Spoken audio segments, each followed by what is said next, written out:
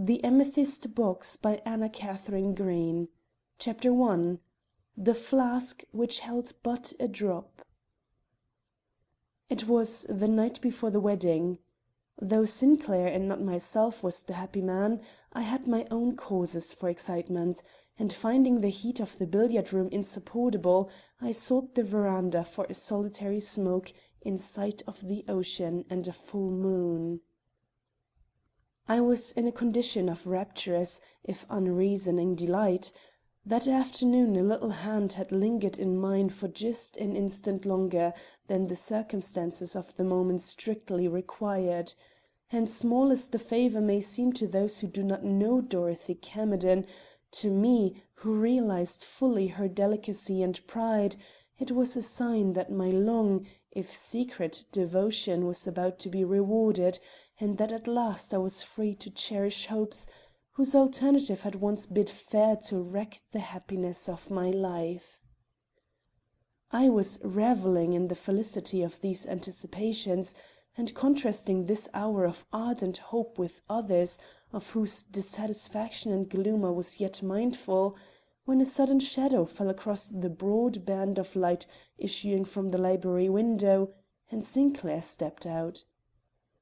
He had the appearance of being disturbed, very much disturbed, I thought, for a man on the point of marrying the woman for whom he professed to entertain the one profound passion of his life. But remembering his frequent causes of annoyance, causes quite apart from his bride and her personal attributes, I kept on placidly smoking till I felt his hand on my shoulder and turned to see that the moment was a serious one. "I have something to say to you," he whispered. "Come where we shall run less risk of being disturbed." "What's wrong?" I asked, facing him with curiosity, if not with alarm. "I never saw you look like this before. Has the old lady taken this last minute to—" "Hush!" he prayed, emphasizing the word with a curt gesture not to be mistaken. "The little room over the west porch is empty just now. Follow me there." With a sigh for the cigar I had so lately lighted, I tossed it into the bushes and sauntered in after him. I thought I understood his trouble. The prospective bride was young, a mere slip of a girl indeed, bright, beautiful and proud, yet with odd little restraints in her manner and language, due probably to her peculiar bringing up and the surprise, not yet overcome, of finding herself, after an isolated if not despised childhood, the idol of society and the recipient of general homage. The fault was not with her. But she had for guardian alas, my dear girl had the same an aunt who was a Gorgon. This aunt must have been making herself disagreeable to the prospective bridegroom, and he, being quick to take offence, quicker than myself it was said, had probably retorted in a way to make things unpleasant. As he was a guest in the house, he and all the other members of the bridal party, Mrs. Armstrong having insisted upon opening her magnificent Newport villa for this wedding and its attendant festivities, the matter might well look black to him.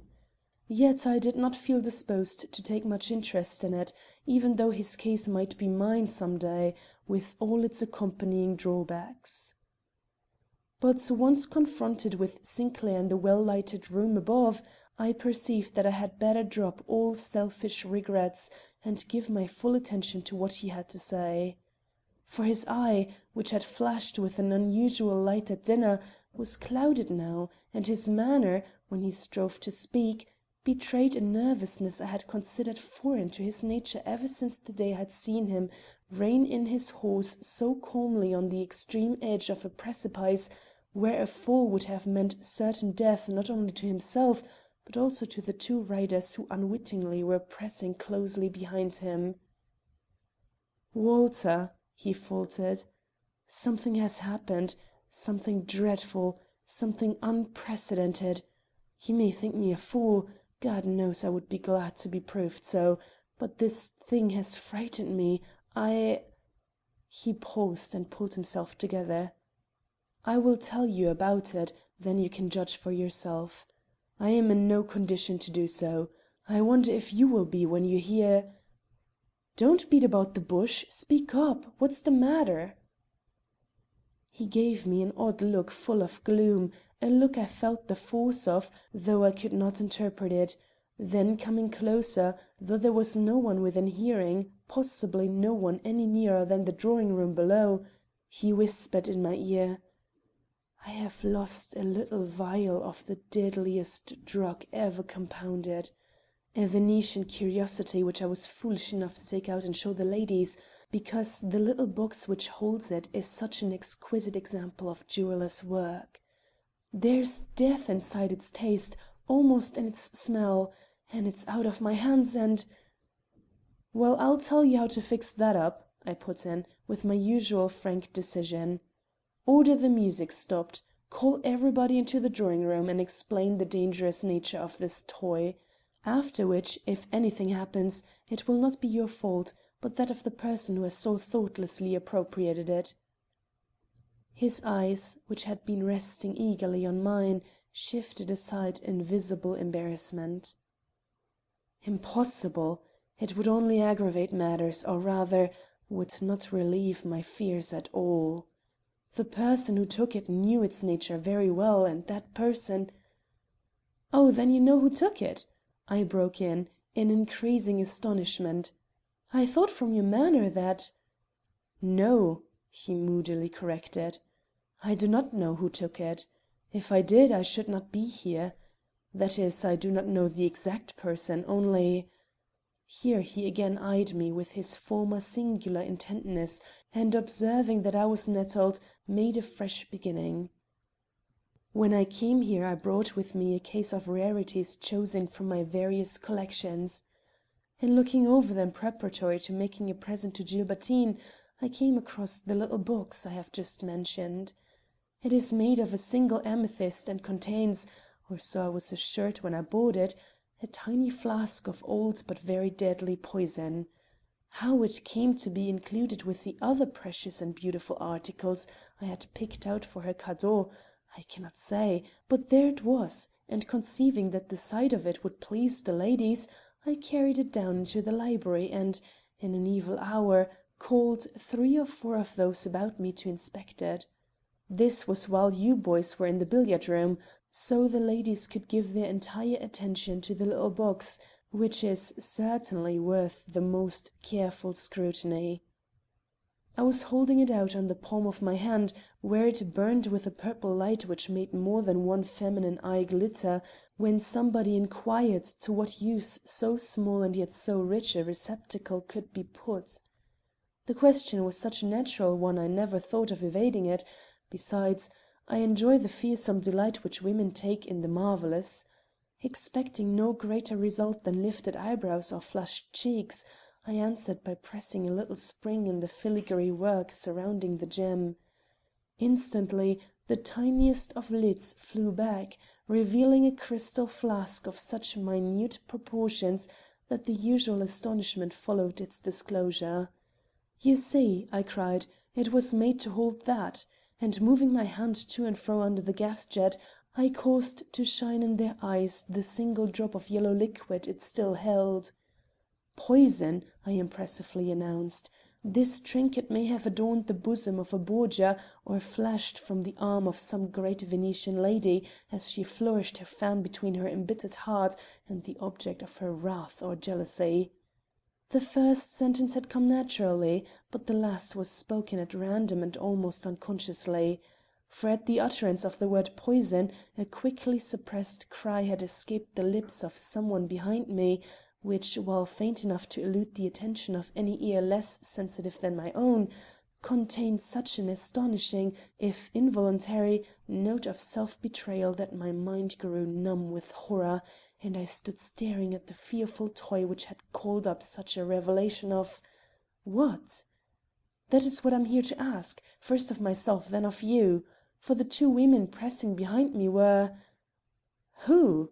I sharply demanded, partaking in some indefinable way of his excitement and alarm. "Gilbertine Murray and Dorothy Camerden." His prospective bride and the woman I loved and whom he knew I loved, though I had kept my secret quite successfully from everyone else. The look we exchanged neither of us will ever forget. "Describe the sound," I presently said. "I cannot," he replied. "I can only give you my impression of it. You, like myself, fought in more than one skirmish in the Cuban War. Did you ever hear the cry made by a wounded man when the cup of cool water for which he has long agonized is brought suddenly before his eyes? Such a sound, with all that goes to make it eloquent, did I hear from one of the two girls who leaned over my shoulder. Can you understand this amazing, this unheard of circumstance? Can you name the woman, can you name the grief capable of making either of these seemingly happy and innocent girls hail the sight of such a doubtful panacea with an unconscious ebullition of joy? You would clear my wedding eve of a great dread if you could, for if this expression of concealed misery came from Gilbertine— "Do you mean," I cried in vehement protest, "that you really are in doubt as to which one of these two women uttered the cry which so startled you? That you positively cannot tell whether it was Gilbertine or— "I cannot, as God lives, I cannot. I was too dazed, too confounded by the unexpected circumstance, to turn at once, and when I did, it was to see both pairs of eyes shining, and both faces dimpling with real or affected gaiety. Indeed, if the matter had stopped there, I should have thought myself the victim of some monstrous delusion, but when half an hour later I found this box missing from the cabinet where I had hastily thrust it at the peremptory summons of our hostess, I knew that I had not misunderstood the nature of the cry I had heard, that it was indeed one of secret longing, and that the hand had simply taken what the heart desired. If a death occurs in this house tonight— "Sinclair, you are mad!" I exclaimed with great violence. No lesser word would fit either the intensity of my feelings or the confused state of my mind.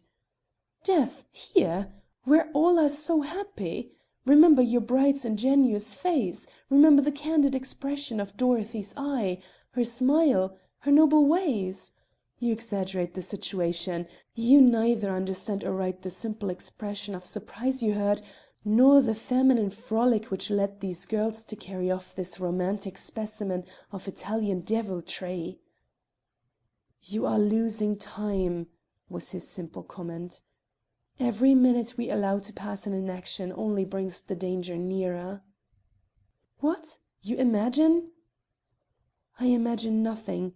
I simply know that one of these girls has in her possession the means of terminating life in an instant, that the girl so having it is not happy, and that if anything happens tonight it will be because we rested supine in the face of a very real and positive danger. Now, as Gilbertine has never given me reason to doubt either her affection for myself or her satisfaction in our approaching union, I have allowed myself—" "To think that the object of your fears is Dorothy?" I finished with the laugh I vainly strove to make sarcastic. He did not answer, and I stood battling with a dread I could neither conceal nor avow. For, preposterous as his idea was, reason told me that he had some grounds for his doubt. Dorothy, unlike Gilbertine Murray, was not to be read at a glance, and her trouble, for she certainly had a trouble, was not one she chose to share with anyone, even with me. I had flattered myself in days gone by that I understood it well enough, and that any lack of sincerity I might observe in her could be easily explained by the position of dependence she held towards an irascible aunt. But now that I forced myself to consider the matter carefully, I could not but ask if the varying moods by which I had found myself secretly harrowed had not sprung from a very different cause, a cause for which my persistent love was more to blame than the temper of her relative. The aversion she had once shown to my attentions had yielded long ago to a shy but seemingly sincere appreciation of them, and gleams of what I was fain to call real feeling had shown themselves now and then in her softened manner, culminating to-day in that soft pressure of my hand which had awakened my hopes and made me forget all the doubts and caprices of a disturbing courtship. But had I interpreted that strong, nervous pressure aright? Had it necessarily meant love? Might it not have sprung from a sudden desperate resolution to accept a devotion which offered her a way out of difficulties especially galling to one of her gentle but lofty spirit? Her expression when she caught my look of joy had a little of the demure tenderness of a maiden blushing at her first involuntary avowal. There was shrinking in it, but it was the shrinking of a frightened woman, not of an abashed girl, and when I strove to follow her, the gesture with which she waved me back had that in it which would have alarmed a more exacting lover. Had I mistaken my darling's feelings? Was her heart still cold, her affection unwon? Or, thought insupportable, had she secretly yielded to another what she had so long denied me, and— "Ah," quoth Sinclair at this juncture, "I see that I have roused you at last." And unconsciously his tone grew lighter and his eye lost the strained look which had made it the eye of a stranger.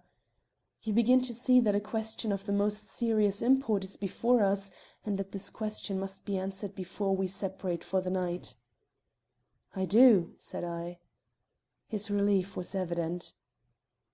"Then so much is gained. The next point is, how are we to settle our doubts? We cannot approach either of the ladies with questions. A girl wretched enough to contemplate suicide would be especially careful to conceal both her misery and its cause. Neither can we order a search made for an object so small that it can be concealed about the person. Yet this jewel must be recovered. Listen, Sinclair, I will have a talk with Dorothy, you with Gilbertine. A kind talk, mind you, one that will soothe, not frighten. If a secret lurks in either breast, our tenderness should find it out. Only, as you love me, promise to show me the same frankness I here promise to show you. Dear as Dorothy is to me, I swear to communicate to you the full results of my conversation with her, whatever the cost to myself or even to her. And I will be equally fair as regards Gilbertine. But before we proceed to such extreme measures, let us make sure that there is no shorter road to the truth. Someone may have seen which of our two dear girls went back to the library after we came out of it.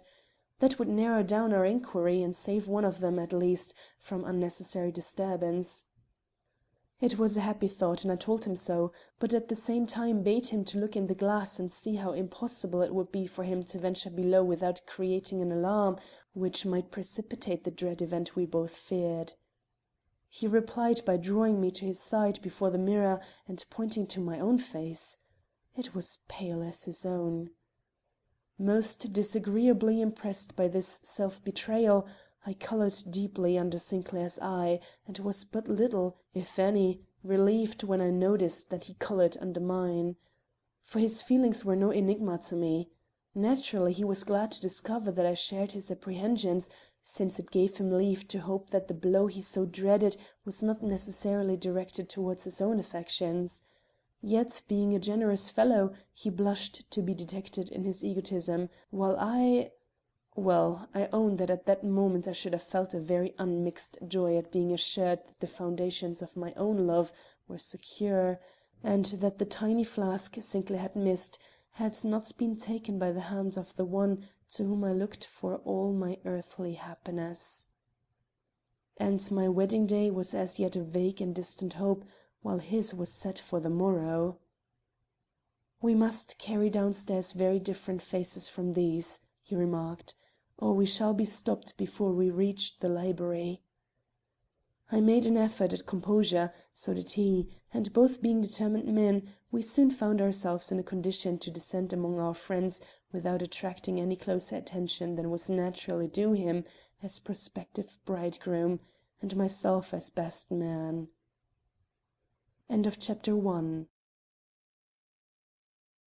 Chapter 2. Beaton's Dream. Mrs. Armstrong, our hostess, was fond of gaiety, and amusements were never lacking. As we stepped down into the great hall, we heard music in the drawing-room and saw that a dance was in progress. "That is good," observed Sinclair. "We shall run less risk of finding the library occupied." Shall I not look and see where the girls are? It would be a great relief to find them both among the dancers." "Yes," said he, "but don't allow yourself to be inveigled into joining them. I could not stand the suspense." I nodded and slipped toward the drawing room. He remained in the bay window overlooking the terrace. A rush of young people greeted me as soon as I showed myself, but I was able to elude them and catch the one full glimpse I wanted of the great room beyond. It was a magnificent apartment and so brilliantly lighted that every nook stood revealed. On a divan near the center was a lady conversing with two gentlemen. Her back was toward me, but I had no difficulty in recognizing Miss Murray. Some distance from her, but with her face also turned away, stood Dorothy. She was talking with an unmarried friend, and appeared quite at ease and more than usually cheerful. Relieved, yet sorry I had not succeeded in catching a glimpse of their faces, I hastened back to Sinclair, who was watching me with furtive eyes from between the curtains of the window in which he had secreted himself. As I joined him, a young man, who was to act as usher, sauntered from behind one of the great pillars forming a colonnade down the hall, and, crossing to where the music-room door stood invitingly open, disappeared behind it with the air of a man perfectly contented with his surroundings. With a nervous grip Sinclair seized me by the arm. "Was that Beaton?" he asked. "Certainly. Did you not recognize him?" He gave me a very strange look. "Does the sight of him recall anything?" "No." "You were at the breakfast table yesterday morning?" "I was." "Do you remember the dream he related for the delectation of such as would listen?" Then it was my turn to go white. "You don't mean—" I began. "I thought at the time that it sounded more like a veritable adventure than a dream. Now I am sure that it was such." "Sinclair, you do not mean that the young girl he professed himself to have surprised one moonlit night standing on the verge of the cliff, with arms upstretched and a distracted air, was a real person?" "I do. We laughed at the time; he made it seem so tragic and preposterous. I do not feel like laughing now." I gazed at Sinclair in horror. The music was throbbing in our ears, and the murmur of gay voices and swiftly moving feet suggested nothing but joy and hilarity. Which was the dream? This scene of seeming mirth and happy promise, or the fancies he had conjured up to rob us both of peace? "Beaton mentioned no names," I stubbornly protested. "He did not even call the vision he encountered a woman. It was a wraith, you remember, a dream maiden, a creature of his own imagination, born of some tragedy he had read." "Beaton is a gentleman," was Sinclair's cold reply. He did not wish to injure, but to warn the woman for whose benefit he told this tale. "Warn?" He doubtless reasoned in this way. If he could make this young and probably sensitive girl realize that she had been seen and her intentions recognized, she would be aware of such attempts in the future. He is a kind-hearted fellow. Did you notice which end of the table he ignored when relating this dramatic episode? "No." "If you had we might be better able to judge where his thoughts were. Probably you cannot even tell how the ladies took it." "No, I never thought of looking. Good God, Sinclair, don't let us harrow up ourselves unnecessarily. I saw them both a moment ago, and nothing in their manner showed that anything was amiss with either of them." For answer he drew me toward the library. This room was not frequented by the young people at night. There were 2 or 3 elderly people in the party, notably the husband and the brother of the lady of the house, and to their use the room was more or less given up after nightfall. Sinclair wished to show me the cabinet where the box had been. There was a fire in the grate, for the evenings were now more or less chilly. When the door had closed behind us, we found that this same fire made all the light there was in the room.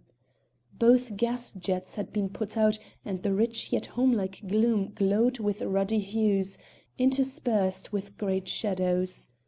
A solitary scene, yet an enticing one. Sinclair drew up a breath.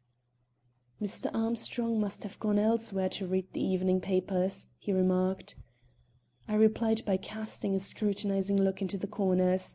I dreaded finding a pair of lovers hid somewhere in the many nooks made by the jutting bookcases, but I saw no one. However, at the other end of the large room there stood a screen near one of the many lounges, and I was on the point of approaching this place of concealment when Sinclair drew me towards a tall cabinet upon whose glass doors the firelight was shimmering, and pointing to a shelf far above our heads, cried: "No woman could reach that unaided. Gilbertine is tall, but not tall enough for that. I purposely put it high." I looked about for a stool. There was one just behind Sinclair. I drew his attention to it. He flushed and gave it a kick, then shivered slightly and sat down in a nearby chair. I knew what he was thinking. Gilbertine was taller than Dorothy. This stool might have served Gilbertine, if not Dorothy. I felt a great sympathy for him. After all, his case was more serious than mine. The bishop was coming to marry him the next day. "Sinclair," said I, "the stool means nothing. Dorothy has more inches than you think. With this under her feet, she could reach the shelf by standing tiptoe. Besides, there are the chairs." "True, true." And he started up. "There are the chairs! I forgot the chairs. I fear my wits have gone wool gathering. We shall have to take others into our confidence." Here his voice fell to a whisper. "Somehow or by some means we must find out if either of them was seen to come into this room." "Leave that to me," said I. "Remember that a word might raise suspicion, and that in a case like this Hello! What's that?" A gentle snore had come from behind the screen. "We are not alone," I whispered. "Someone is over there on the lounge." Sinclair had already bounded across the room. I pressed hurriedly behind him, and together we rounded the screen and came upon the recumbent figure of Mr. Armstrong, asleep on the lounge, with his paper fallen from his hand. "That accounts for the lights being turned out," grumbled Sinclair. "Dutton must have done it." Dutton was the butler. I stood contemplating the sleeping figure before me.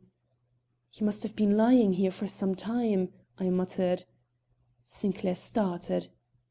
"Probably some little while before he slept," I pursued. "I have often heard that he dotes on the firelight." "I have a notion to wake him," suggested Sinclair. "It will not be necessary," said I, drawing back, as the heavy figure stirred, breathed heavily and finally sat up. "I beg pardon," I now entreated, backing politely away. "We thought the room empty."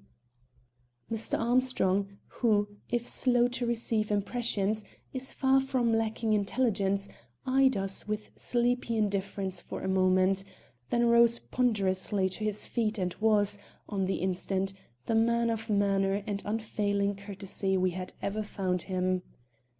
"What can I do to oblige you?" he asked, his smooth, if hesitating tones sounding strange to our excited ears. I made haste to forestall Sinclair, who was racking his brains for words with which to propound the question he dared not put too boldly. "Pardon me, Mr. Armstrong. We were looking about for a small pin dropped by Miss Camerden." How hard was it for me to use her name in this connection only my own heart knew. "She was in here just now, was she not?" The courteous gentleman bowed, hawed, and smiled a very polite but unmeaning smile. Evidently he had not the remotest notion whether she had been in or not. "I'm sorry, but I'm afraid I lost myself for a moment on that lounge," he admitted. "The firelight always makes me sleepy. But if I can help you," he cried, starting forward but almost immediately pausing again and giving us rather a curious look. "Someone was in the room. I remember it now. It was just before the warmth and glow of the fire became too much for me. I cannot say that it was Miss Camerden, however. I thought it was someone of quicker movement. She made quite a rattle with the chairs." I purposely did not look back at Sinclair. "Miss Murray?" I suggested. Mr. Armstrong made one of his low, old-fashioned bows. This, I doubt not, was out of deference for the bride-to-be. "Does Miss Murray wear white to-night?" "Yes," muttered Sinclair, coming hastily forward. Then it may have been she, for as I lay there deciding whether or not to yield to the agreeable somnolence I felt creeping over me, I caught a glimpse of her skirt as she passed out of the room. And that skirt was white silk, I suppose you call it. It looked very pretty in the firelight. Sinclair, turning on his heel, stalked in a dazed way toward the door. To cover this show of abruptness, which was quite unusual on his part, I made the effort of my life and, remarking lightly, "She must have been here looking for the pin her friend has lost," I launched forth into an impromptu dissertation on one of the subjects I knew to be dear to the heart of the bookworm before me, and kept it up, too, till I saw by his brightening eye and suddenly freed manner that he had forgotten the insignificant episode of a minute ago, never in all probability to recall it again. Then I made another effort and released myself with something like deftness from the long drawn out argument I saw impending, and making for the door in my turn, glanced about for Sinclair. So far as I was concerned, the question as to who had taken the box from the library was settled. It was now 8:30.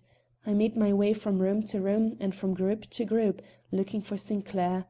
At last I returned to my old post near the library door, and was instantly rewarded by the sight of his figure approaching from a small side passage in company with the butler, Dutton.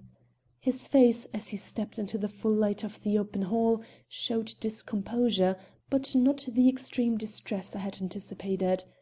Somehow, at sight of it, I found myself seeking the shadow just as he had done a short time before, and it was in one of the recesses made by a row of bay trees that we came face to face.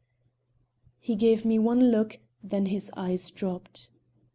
"Miss Camerden has lost a pin from her hair," he impressively explained to me. Then turning to Dutton he nonchalantly remarked, "It must be somewhere in this hall. Perhaps you will be good enough to look for it." "Certainly," replied the man. "I thought she had lost something when I saw her come out of the library a little while ago, holding her hand to her hair." My heart gave a leap, then sank cold and almost pulseless in my breast. In the hum to which all sounds had sunk, I heard Sinclair's voice rise again in the question with which my own mind was full. "When was that? After Mr. Armstrong went into the room or before?" "Oh, after he fell asleep. I had just come from putting out the gas when I saw Miss Camerden slip in and almost immediately come out again. I will search for the pin very carefully, sir." So Mr. Armstrong had made a mistake. It was Dorothy, and not Gilbertine, whom he had seen leaving the room. I braced myself up and met Sinclair's eye. "Dorothy's dress is gray tonight, but Mr. Armstrong's eye may not be very good for colors." "It is possible that both were in the room," was Sinclair's reply, but I could see that he advanced this theory solely out of consideration for me, that he did not really believe it. "At all events," he went on, "we cannot prove anything this way. We must revert to our original idea.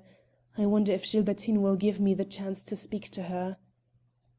"You will have an easier task than I," was my half sullen retort. "If Dorothy perceives that I wish to approach her, she has but to lift her eyes to any of the half-dozen fellows here, and the thing becomes impossible." "There is to be a rehearsal of the ceremony at 10:30. I might get a word in then, only this matter must be settled first. I could never go through the farce of standing up before you all at Gilbertine's side with such a doubt as this in my mind." "You will see her before then. Insist on a moment's talk. If she refuses—" "Hush!" he here put in. "We part now to meet in this same place again at 10. Do I look fit enough to enter among the dancers? I see a whole group of them coming for me." You will in another moment. Approaching matrimony has made you sober, that's all." It was some time before I had the opportunity, even if I had the courage, to look Dorothy in the face. When the moment came she was flushed with dancing and looked beautiful. Ordinarily she was a little pale, but not even Gilbertine, with her sumptuous coloring, showed a warmer cheek than she, as, resting from the waltz, she leaned against the rose-tinted wall and let her eyes for the first time rise slowly to where I stood, talking mechanically to my partner. Gentle eyes they were, made for appeal, and eloquent with subdued heart language. But they were held in check by an infinite discretion. Never have I caught them quite off their guard, and tonight they were wholly unreadable. Yet she was trembling with something more than the fervor of the dance, and the little hand which had touched mine in lingering pressure a few hours before was not quiet for a moment. I could not see it fluttering in and out of the folds of her smoke-colored dress without a sickening wonder if the little purple box which was the cause of my horror lay somewhere concealed amid the airy puffs and ruffles that rose and fell so rapidly over her heaving breast. Could her eye rest on mine, even in this cold and perfunctory manner, if the drop which could separate us forever lay concealed over her heart? She knew that I loved her. From the first hour we met in her aunt's forbidding parlor in 36th Street, she had recognized my passion, however perfectly I had succeeded in concealing it from others.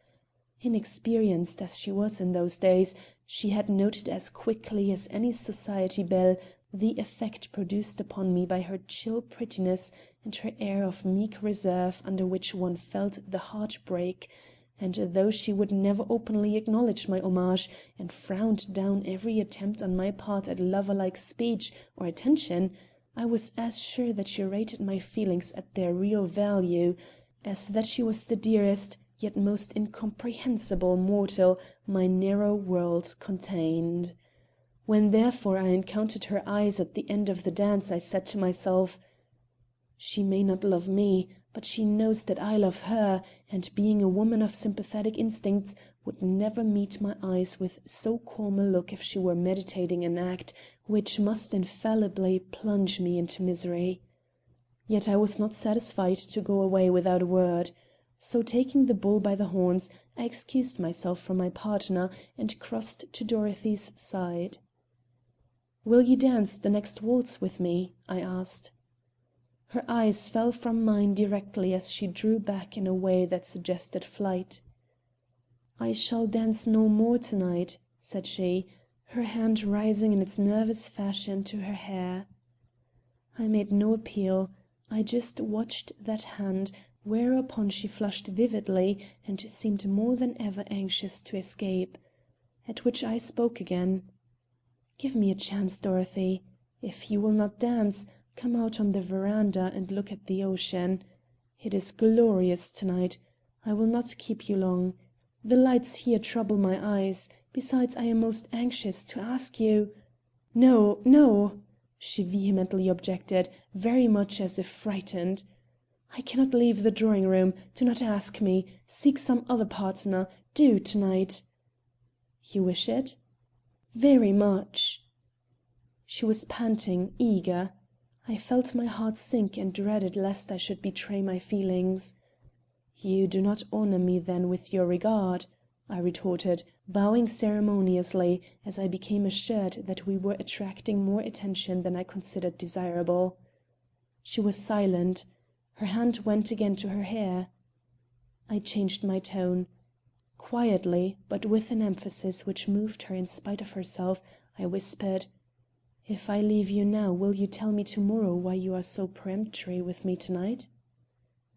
With an eagerness which was anything but encouraging, she answered with suddenly recovered gaiety, "Yes, yes, after all this excitement is over." And slipping her hand into that of a friend who was passing, she was soon in the whirl again and dancing, she who had just assured me that she did not mean to dance again that night. Chapter 3. A scream in the night. I turned and, hardly conscious of my actions, stumbled from the room. A bevy of young people at once surrounded me. What I said to them I hardly know. I only remember that it was several minutes before I found myself again alone and making for the little room into which Beaton had vanished a half an hour before. It was the one given up to card playing. Did I expect to find him seated at one of the tables? Possibly. At all events, I approached the doorway and was about to enter when a heavy step shook the threshold before me, and I found myself confronted by the advancing figure of an elderly lady whose portrait it is now time for me to draw. It is no pleasurable task, but one I cannot escape. Imagine, then, a broad, weighty woman of not much height, with a face whose features were usually forgotten in the impression made by her great cheeks and falling jowls. If the small eyes rested on you, you found them sinister and strange, but if they were turned elsewhere, you asked in what lay the power of the face, and sought in vain amidst its long wrinkles and indeterminate lines for the secret of that spiritual and bodily repulsion which the least look into this impassive countenance was calculated to produce. She was a woman of immense means, and an oppressive consciousness of this spoke in every movement of her heavy frame, which always seemed to take up 3 times as much space as rightfully belonged to any human creature. Add to this that she was seldom seen without a display of diamonds, which made her broad bust look like the bejeweled breast of some Eastern idol, and some idea may be formed of this redoubtable woman, whom I have hitherto confined myself to speaking of as the Gorgon. The stare she gave me had something venomous and threatening in it. Evidently for the moment I was out of her books, and while I did not understand in what way I had displeased her, for we always had met amicably before, I seized upon this sign of displeasure on her part as explanatory, perhaps, of the curtness and show of contradictory feelings on the part of her dependent niece. Yet why should the old woman frown on me? I had been told more than once that she regarded me with great favor.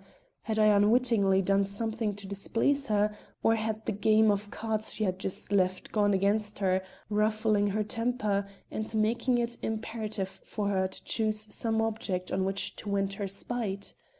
I entered the room to see.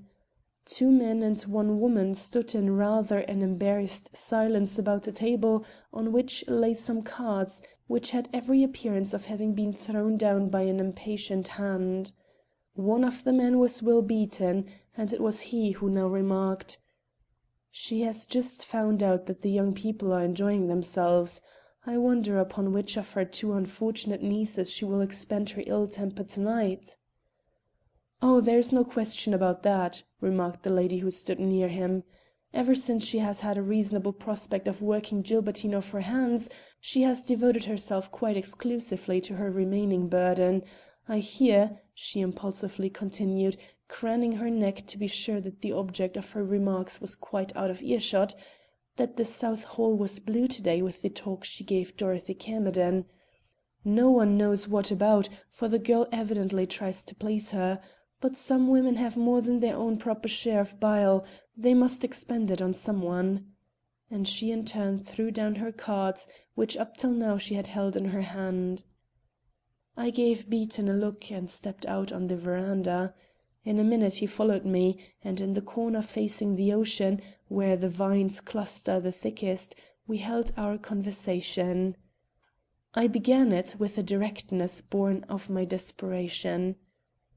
"Beaton," said I, "we have not known each other long, but I recognize a man when I see him, and I am disposed to be frank with you. I am in trouble. My affections are engaged, deeply engaged, in a quarter where I find some mystery. You have helped make it." Here a gesture escaped him. "I allude to the story you related the other morning of the young girl you had seen hanging over the verge of the cliff, with every appearance of intending to throw herself over." "It was as a dream I related that." he gravely remarked. "That I am aware of. But it was no dream to me, Beaton. I fear I know that young girl.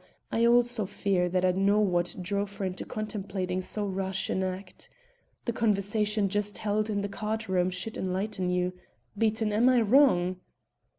The feeling I could not suppress trembled in my tones. He may have been sensitive to it, or he may have been simply good-natured. Whatever the cause, this is what he said in reply. "It was a dream. Remember that I insist upon its being a dream. But some of its details are very clear in my mind. When I stumbled upon this dream maiden in the moonlight, her face was turned from me towards the ocean, and I did not see her features, then or afterwards. Startled by some sound I made, she crouched, drew back and fled to cover. That cover, I have good reason to believe, was this very house." I reached out my hand and touched him on the arm. "This dream maiden was a woman?" I required. "One of the women now in the house?" He replied reluctantly. "She was a young woman and she wore a long cloak. My dream ends there. I cannot even say whether she was fair or dark." I recognized that he had reached the limit of his explanations, and wringing his hand, I started for the nearest window, which proved to be that of the music room.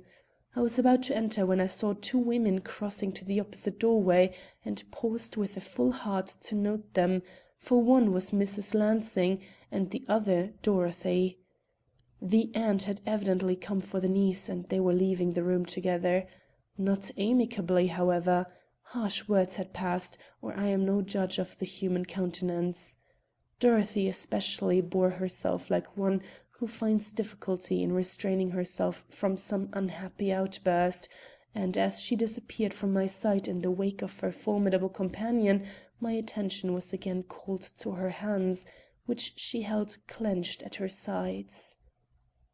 I was stepping into the room when my impulse was again checked. Another person was sitting there, a person I had been most anxious to see ever since my last interview with Sinclair. It was Gilbertine Murray, sitting alone in an attitude of deep and possibly not altogether happy thought.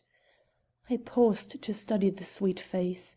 Truly, she was a beautiful woman. I had never before realized how beautiful. Her rich coloring, her noble traits, and the spirited air, which gave her such marked distinction, bespoke at once an ardent nature and a pure soul. I did not wonder that Sinclair had succumbed to charms so pronounced and uncommon, and as I gazed longer and noticed a tremulous droop of her ripe lips and the far-away look of eyes which had created a great stir in the social world when they first flashed upon it, I felt that if Sinclair could see her now he would never doubt her again, despite the fact that the attitude into which she had fallen was one of great fatigue, if not despondency. She held a fan in her hand, and as I stood looking at her she dropped it. As she stooped to pick it up, her eyes met mine, and a startling change passed over her.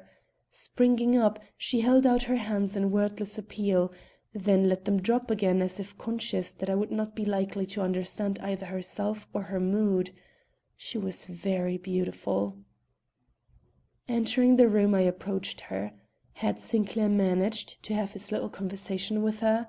Something must have happened, for never have I seen her in such a state of suppressed excitement, and I had seen her many times, both here and in her aunt's house when I was visiting Dorothy. Her eyes were shining, not with a brilliant, but soft light, and the smile with which she met my advance had something in it strangely tremulous and expectant. "I am glad to have a moment in which to speak to you alone," I said. "As Sinclair's oldest and closest friend, I wish to tell you how truly you can rely both on his affection and esteem. He has an infinitely good heart." She did not answer as brightly and quickly as I expected. Something seemed to choke her, something which she finally mastered, though only by an effort which left her pale, but self-contained and even more lovely, if that is possible, than before. "Thank you," she then said. "My prospects are very happy. No one but myself knows how happy." And she smiled again, but with an expression which recalled to my mind Sinclair's fears. I bowed. Someone was calling her name; evidently our interview was to be short. "I am obliged," she murmured. Then quickly, "I have not seen the moon tonight. Is it beautiful? Can you see it from this veranda?" But before I could answer, she was surrounded and dragged off by a knot of young people, and I was left free to keep my engagement with Sinclair. I did not find him at his post, nor could anyone tell me where he had vanished. It was plain that his conduct was looked upon as strange, and I felt some anxiety lest it should appear more so before the evening was over. I found him at last in his room, sitting with his head buried in his arms. He started up as I entered. "Well?" he asked sharply. "I have learned nothing decisive." "Nor I." I exchanged some words with both ladies and I tackled Beaton, but the matter remains just about where it was. It may have been Dorothy who took the box, and it may have been Gilbertine, but there seems to be greater reason for suspecting Dorothy. She lives a hell of a life with that aunt. "And Gilbertine is on the point of escaping that bondage, I know. I have thought of that. Walter, you are a generous fellow." And for a moment Sinclair looked relieved. Before I could speak, however, he was sunk again in his old despondency. "But the doubt!" he cried. "The doubt! How can I go through this rehearsal with such a doubt in my mind? I cannot and will not. Go tell them I am ill and cannot come down tonight. God knows you will tell no untruth." I saw that he was quite beside himself, but ventured upon one remonstrance. "It will be unwise to rouse comment," I said. "If that box was taken for the death it holds, the one restraint most likely to act upon the young girl who retains it will be the conventionalities of her position and the requirements of the hour. Any break in the settled order of things, anything which would give her a moment by herself, might precipitate the dreadful event we fear. Remember, one turn of the hand and all is lost. A drop is quickly swallowed." "Frightful!" he murmured, the perspiration oozing from his forehead. "What a wedding eve! And they are laughing down there. Listen to them. I even imagine I hear Gilbertine's voice. Is there unconsciousness in it or just the hilarity of a distracted mind bent on self-destruction? I cannot tell. The sound conveys no meaning to me." "She has a sweet, true face," I said, "and she wears a very beautiful smile tonight." He sprang to his feet. "Yes, yes, a smile that maddens me, a smile that tells me nothing, nothing. Walter, Walter, don't you see that, even if that cursed box remains unopened and nothing ever comes of its theft, the seeds of distrust are sown thick in my breast, and I must always ask, was there a moment when my young bride shrank from me enough to dream of death? That is why I cannot go through the mockery of this rehearsal." "Can you go through the ceremony of marriage?" "I must, if nothing happens tonight." "And then?" I spoke involuntarily. I was thinking not of him, but of myself. But he evidently found in my words an echo of his own thought. "Yes, it is the then," he murmured. "Well may a man quail before that then." He did go downstairs, however, and later on went through the rehearsal very much as I had expected him to do, quietly and without any outward show of emotion. As soon as possible after this the company separated, Sinclair making me an imperceptible gesture as he went upstairs. I knew what it meant, and was in his room as soon as the fellows who accompanied him had left him alone. "The danger is from now on," he cried, as soon as I had closed the door behind me. "I shall not undress tonight." "Nor I." "Happily we both have rooms by ourselves in this great house. I shall put out my light and then open my door as far as need be. Not a move in this house will escape me." "I will do the same." "Gilbertine, God be thanked, is not alone in her room. Little Miss Lane shares it with her." "And Dorothy?" "Oh, she is under the strictest bondage night and day. She sleeps in a little room of her aunt's. Do you know her door?" I shook my head. "I will pass down the hall and stop an instant before the two doors we are most interested in. When I pass Gilbertine's, I will throw out my right hand." I stood on the threshold of his room and watched him. When the two doors were fixed in my mind, I went to my own room and prepared for my self imposed watch. When quite ready, I put out my light. It was then 11 o'clock. The house was very quiet. There had been the usual bustle attending the separation of a party of laughing, chattering girls for the night, but this had not lasted long, for the great doings of the morrow called for bright eyes and fresh cheeks, and these can only be gained by sleep. In this stillness 12 o'clock struck, and the first hour of my anxious vigil was at an end. I thought of Sinclair. He had given no token of the watch he was keeping, but I knew he was sitting with his ear to the door, listening for the alarm which must come soon if it came at all.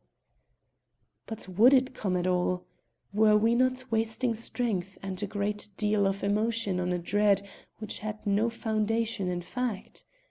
What were we too sensible and, as a rule, practical men thinking of, that we should ascribe to either of these dainty belles of a conventional and shallow society the wish to commit a deed calling for the vigour and daring of some wilful child of nature? It was not to be thought of in this sober, reasoning hour. We had given ourselves over to a ghastly nightmare, and would yet awake. Why was I on my feet? Had I heard anything? Yes, a stir, a very faint stir somewhere down the hall, the slow, cautious opening of a door, then a footfall, or had I imagined the latter? I could hear nothing now. Pushing open my door, I looked cautiously out. Only the pale face of Sinclair confronted me. He was peering from the corner of an adjacent passageway, the moonlight at his back. Advancing, we met in silence. For the moment we seemed to be the only two persons awake in the vast house. "I thought I heard a step," was my cautious whisper after a moment of intense listening. "Where?" I pointed towards that portion of the house where the ladies' rooms were situated. "That is not what I heard," was his murmured protest. "What I heard was a crack in the small stairway running down at the end of the hall where my room is." "One of the servants," I ventured, and for a moment we stood irresolute. Then we both turned rigid as some sound arose in one of the far-off rooms, only to quickly relax again as that sound resolved itself into a murmur of muffled voices. Where there was talking, there could be no danger of the special event we feared. Our relief was so great we both smiled. Next instant his face and, I have no doubt, my own, turned the color of clay, and Sinclair went reeling back against the wall. A scream had risen in this sleeping house, a piercing and insistent scream such as raises the hair and curdles the blood. End of chapter 3. Chapter 4.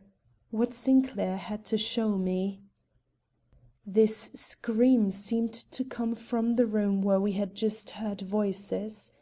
With a common impulse, Sinclair and I both started down the hall, only to find ourselves met by a dozen wild interrogations from behind as many quickly opened doors.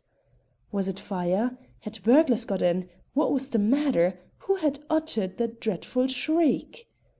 Alas, that was the question which we of all men were most anxious to hear answered. Who? Gilbertine or Dorothy? Gilbertine's door was reached first. In it stood a short, slight figure, wrapped in a hastily donned shawl. The white face looked into ours as we stopped, and we recognized little Miss Lane. "What has happened?" she gasped. "It must have been an awful cry to waken everybody so." We never thought of answering her. "Where is Gilbertine?" demanded Sinclair, thrusting his hand out as if to put her aside. She drew herself up with sudden dignity. "In bed," she replied. "It was she who told me that somebody had shrieked. I didn't awake." Sinclair uttered a sigh of the greatest relief that ever burst from a man's overcharged breast. "Tell her we will find out what it means," he replied kindly, drawing me rapidly away. By this time Mr. and Mrs. Armstrong were aroused, and I could hear the slow and hesitating tones of the former in the passage behind us. "Let us hasten," whispered Sinclair. "Our eyes must be the first to see what lies behind that partly opened door." I shivered. The door he had designated was Dorothy's. Sinclair reached it first and pushed it open. Pressing up behind him, I cast a fearful look over his shoulder. Only emptiness confronted us. Dorothy was not in the little chamber. With an impulsive gesture, Sinclair pointed to the bed.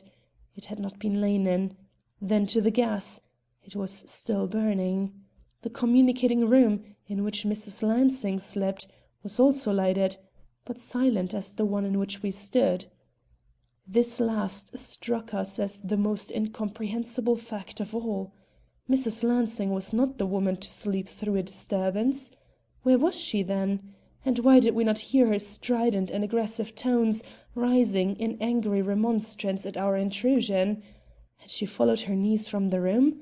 Should we in another minute encounter her ponderous figure in the group of people we could now hear hurrying toward us? I was for retreating and hunting the house over for Dorothy. But Sinclair, with truer instinct, drew me across the threshold to this silent room. Well was it for us that we entered there together, for I do not know how either of us, weakened as we were by our forebodings and all the alarms of this unprecedented night, could have borne alone the sight that awaited us. On the bed situated at the right of the doorway lay a form, awful, ghastly, and unspeakably repulsive. The head, which lay high but inert upon the pillow, was surrounded with the grey hairs of age, and the eyes, which seemed to stare into ours, were glassy with reflected light and not with inward intelligence. This glassiness told the tale of the room's grim silence. It was death we looked on, not the death we had anticipated and for which we were in a measure prepared, but one fully as awful, and having for its victim not Dorothy Camerden, nor even Gilbertine Murray, but the heartless aunt, who had driven them both like slaves, and who now lay facing the reward of her earthly deeds, alone. As a realization of the awful truth came upon me, I stumbled against the bedpost, looking on with almost blind eyes as Sinclair bent over the rapidly whitening face whose naturally ruddy color no one had ever before seen disturbed. And I was still standing there when Mr. Armstrong and all the others came pouring in. Nor have I any distinct remembrance of what was said or how I came to be in the antechamber again. All thought, all consciousness even, seemed to forsake me, and I did not really waken to my surroundings till someone near me whispered, "Apoplexy." Then I began to look about me and peer into the faces crowding up on every side for the one which could give me back my self-possession. But though there were many girlish countenances to be seen in the awe-struck groups huddled in every corner, I beheld no Dorothy, and was therefore but little astonished when in another moment I heard the cry go up, "Where is Dorothy? Where was she when her aunt died?" Alas! There was no one there to answer, and the looks of those about, which hitherto had expressed little save awe and fright, turned to wonder, and more than one person left the room as if to look for her. I did not join them. I was rooted to the place. Nor did Sinclair stir a foot, though his eye, which had been wandering restlessly over the faces about him, now settled inquiringly on the doorway. For whom was he looking? Gilbertine or Dorothy? Gilbertine, no doubt, for he visibly brightened as her figure presently appeared clad in a negligée which emphasized her height and gave to her whole appearance a womanly sobriety unusual to it. She had evidently been told what had occurred, for she asked no questions, only leaned in still horror against the door-post, with her eyes fixed on the room within. Sinclair, advancing, held out his arm. She gave no sign of seeing it. Then he spoke. This seemed to rouse her, for she gave him a grateful look, though she did not take his arm. "There will be no wedding to-morrow," fell from her lips in self-communing murmur.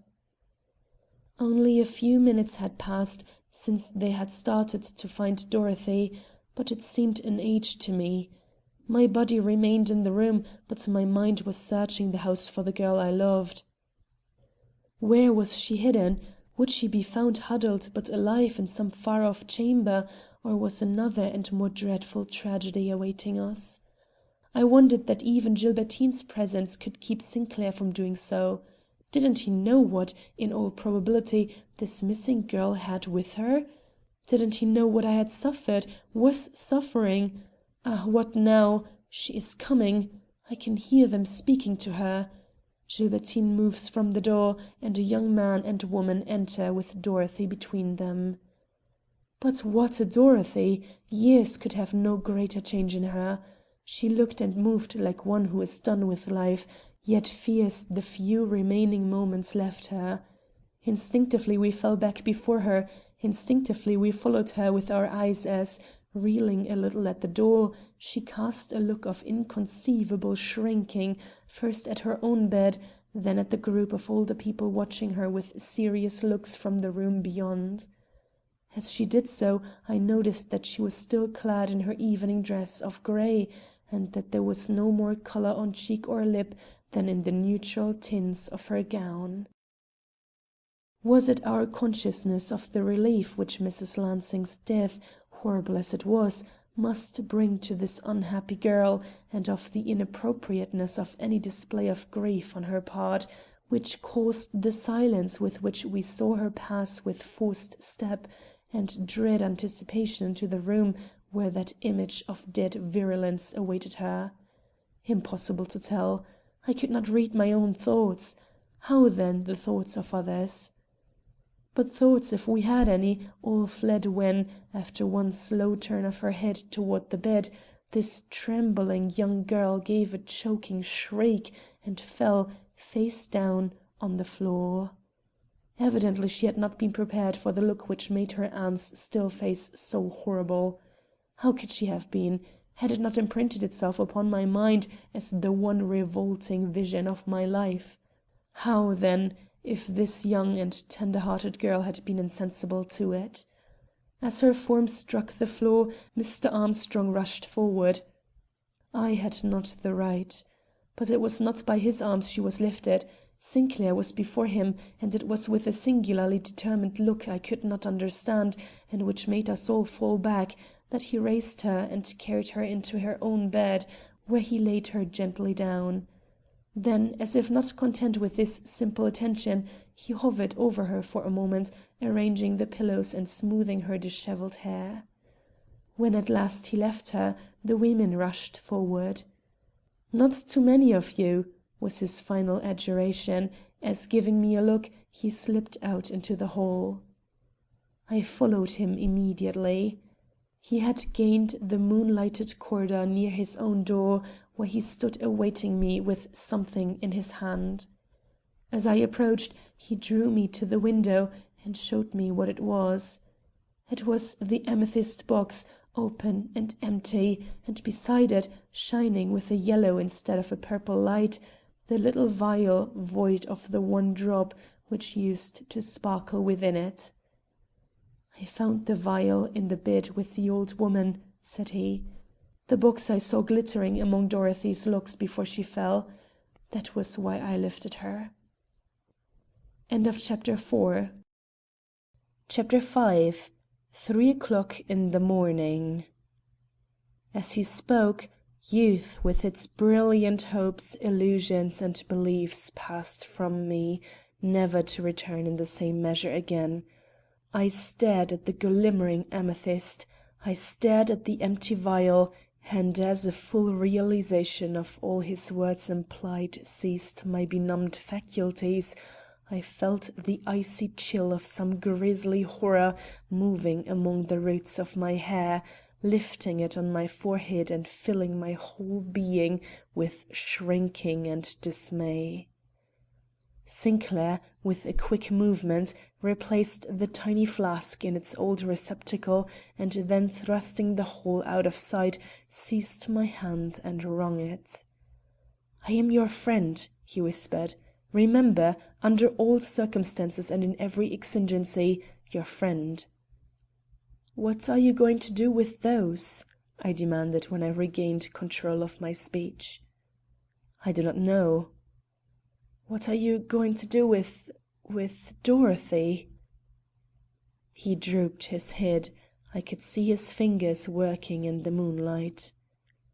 "The physicians will soon be here. I heard the telephone going a few minutes ago. When they have pronounced the old woman dead, we will give the lady you mention an opportunity to explain herself."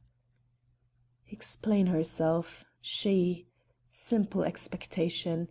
Unconsciously I shook my head. "It is the least we can do," he gently persisted. "Come, we must not be seen with our heads together, not yet. I am sorry that we two were found more or less dressed at the time of the alarm. It may cause comment." "She was dressed too," I murmured, as much to myself as to him. "Unfortunately, yes," was the muttered reply, with which he drew off and hastened into the hall, where the now thoroughly aroused household stood in a great group about the excited hostess. Mrs. Armstrong was not the woman for an emergency. With streaming hair and tightly clutched kimono, she was gesticulating wildly and bemoaning the break in the festivities which this event must necessarily cause. As Sinclair approached, she turned her tirade on him, and as all stood still to listen and add such words of sympathy or disappointment as suggested themselves in the excitement of the moment, I had an opportunity to note that neither of the two girls most interested was within sight. This troubled me. Drawing up to the outside of the circle, I asked Beaton, who was nearest to me, if he knew how Miss Camerden was. "Better, I hear. Poor girl, it was a great shock to her." I ventured nothing more. The conventionality of his tone was not to be mistaken. Our conversation on the veranda was to be ignored. I did not know whether to feel relief at this or an added distress. I was in a whirl of emotion which robbed me of all discrimination. As I realized my own condition, I concluded that my wisest move would be to withdraw myself for a while from every eye. Accordingly, and at the risk of offending more than one pretty girl who still had something to say concerning this terrible mischance, I slid away to my room, happy to escape the murmurs and snatches of talk rising on every side. One bitter speech uttered by I don't know whom rang in my ears and made all thinking unendurable. It was this: "Poor woman! She was angry once too often. I heard her scolding Dorothy again after she went to her room. That is why Dorothy is so overcome. She says it was the violence of her aunt's rage which killed her, a rage of which she, unfortunately, was the cause." So there were words again between these two after the door closed upon them for the night. Was this what we heard just before the scream went up? It would seem so. Thereupon, quite against my will, I found myself thinking of Dorothy's changed position before the world. Only yesterday a dependent slave, today the owner of millions. Gilbertine would have her share, a large one, but there was enough to make them both wealthy. Intolerable thought! Would that no money had been involved! I hated to think of those diamonds and... Oh, anything was better than this! Dashing from my room, I joined one of the groups into which the single large circle had now broken up. The house had been lighted from end to end, and some effort had been made at a more respectable appearance by such persons as I now saw; some even were fully dressed. All were engaged in discussing the one great topic. Listening and not listening, I waited for the front door bell to ring. It sounded while one woman was saying to another: "The Sinclairs will now be able to take their honeymoon on their own yacht." I made my way to where I could watch Sinclair while the physicians were in the room. I thought his face looked very noble. The narrowness of his own escape, the sympathy for me which the event, so much worse than either of us had anticipated, had awakened in his generous breast, had called out all that was best in his naturally reserved and not always to be understood nature. A tower of strength he was to me that hour. I knew that mercy and mercy only would influence his conduct. He would be guilty of no rash or inconsiderate act. He would give this young girl a chance. Therefore, when the physicians had pronounced the case one of apoplexy, a conclusion most natural under the circumstances, and the excitement which had held together the various groups of uneasy guests had begun to subside, it was with perfect confidence I saw him approach and address Gilbertine. She was standing fully dressed at the stairhead, where she had stopped to hold some conversation with the retiring physicians, and the look she gave him in return, and the way she moved off in obedience to his command or suggestion, assured me that he was laying plans for an interview with Dorothy. Consequently, I was quite ready to obey him when he finally stepped up to me and said: "Go below, and if you find the library empty, as I have no doubt you will, light one gas jet and see that the door to the conservatory is unlocked. I require a place in which to make Gilbertine comfortable while I have some words with her cousin." "But how will you be able to influence Miss Camerden to come down?" Somehow, the familiar name of Dorothy would not pass my lips. "Do you think she will recognize your right to summon her to an interview?" "Yes." I had never seen his lip take that firm line before, yet I had always known him to be a man of great resolution. "But how can you reach her? She is shut up in her own room under the care, I am told, of Mrs. Armstrong's maid." "I know, but she will escape that dreadful place as soon as her feet will carry her. I shall wait in the hall till she is seen to enter it, then I will say, 'Come,' and she will come, attended by Gilbertine." "And I? Do you mean me to be present at an interview so painful, nay, so serious and so threatening? It would cut short every word you hope to hear. I cannot—" "I have not asked you to. It is imperative that I should see Miss Camerden alone." He could not call her Dorothy either. "I shall ask Gilbertine to accompany us, so that appearances may be preserved. I want you to be able to inform anyone who approaches the door that you saw me go in there with Miss Murray." "Then I am to stay in the hall?" "If you will be so kind." The clock struck 3. "It is very late," I exclaimed. "Why not wait till morning?" "And have the whole house about our ears? No. Besides, some things will not keep an hour, a moment. I must hear what this young girl has to say in response to my questions. Remember, I am the owner of the flask whose contents killed the old woman." "You believe she died from swallowing that drop?" "Absolutely." I said no more, but hastened downstairs to do his bidding. I found the lower hall partly lighted, but none of the rooms. Entering the library, I lit the gas as Sinclair had requested. Then I tried the conservatory door. It was unlocked.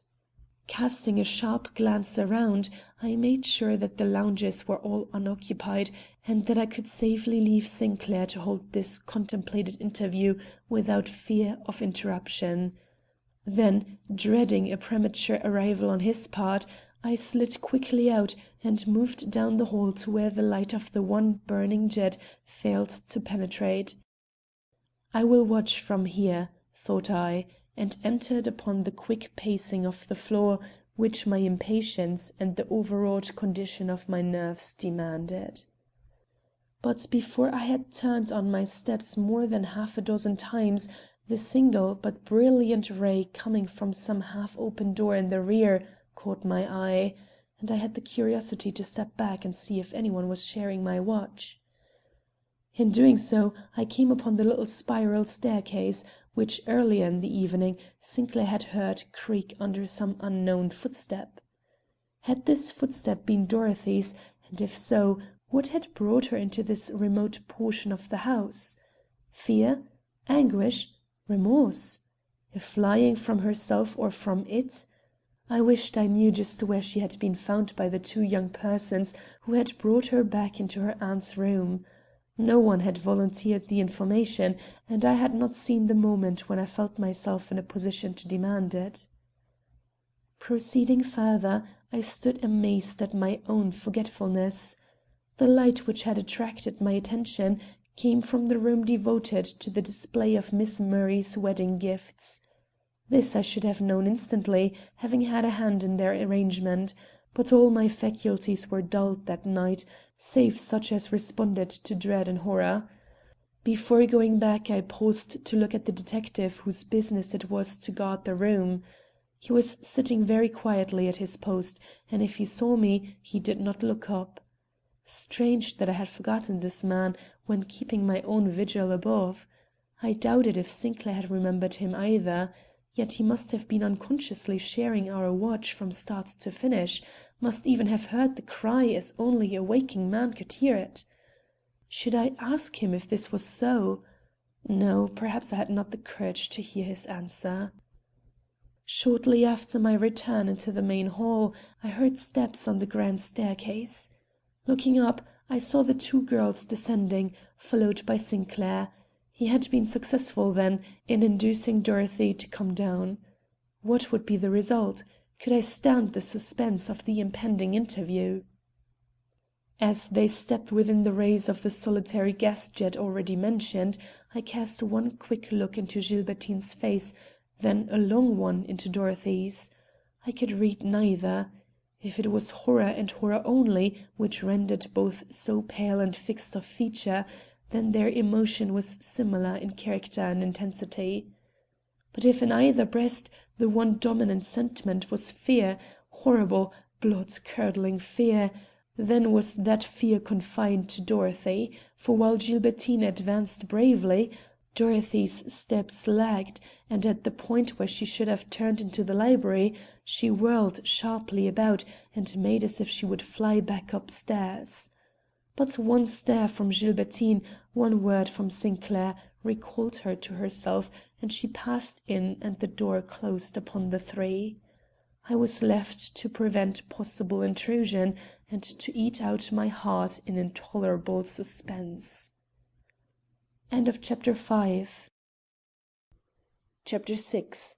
Dorothy Speaks. I shall not subject you to the ordeal from which I suffered. You shall follow my three friends into the room. According to Sinclair's description, the interview proceeded thus. As soon as the door had closed upon them, and before either of the girls had a chance to speak, he remarked to Gilbertine, "I have brought you here because I wish to express to you, in the presence of your cousin, my sympathy for the bereavement which in an instant has robbed you both of a lifelong guardian.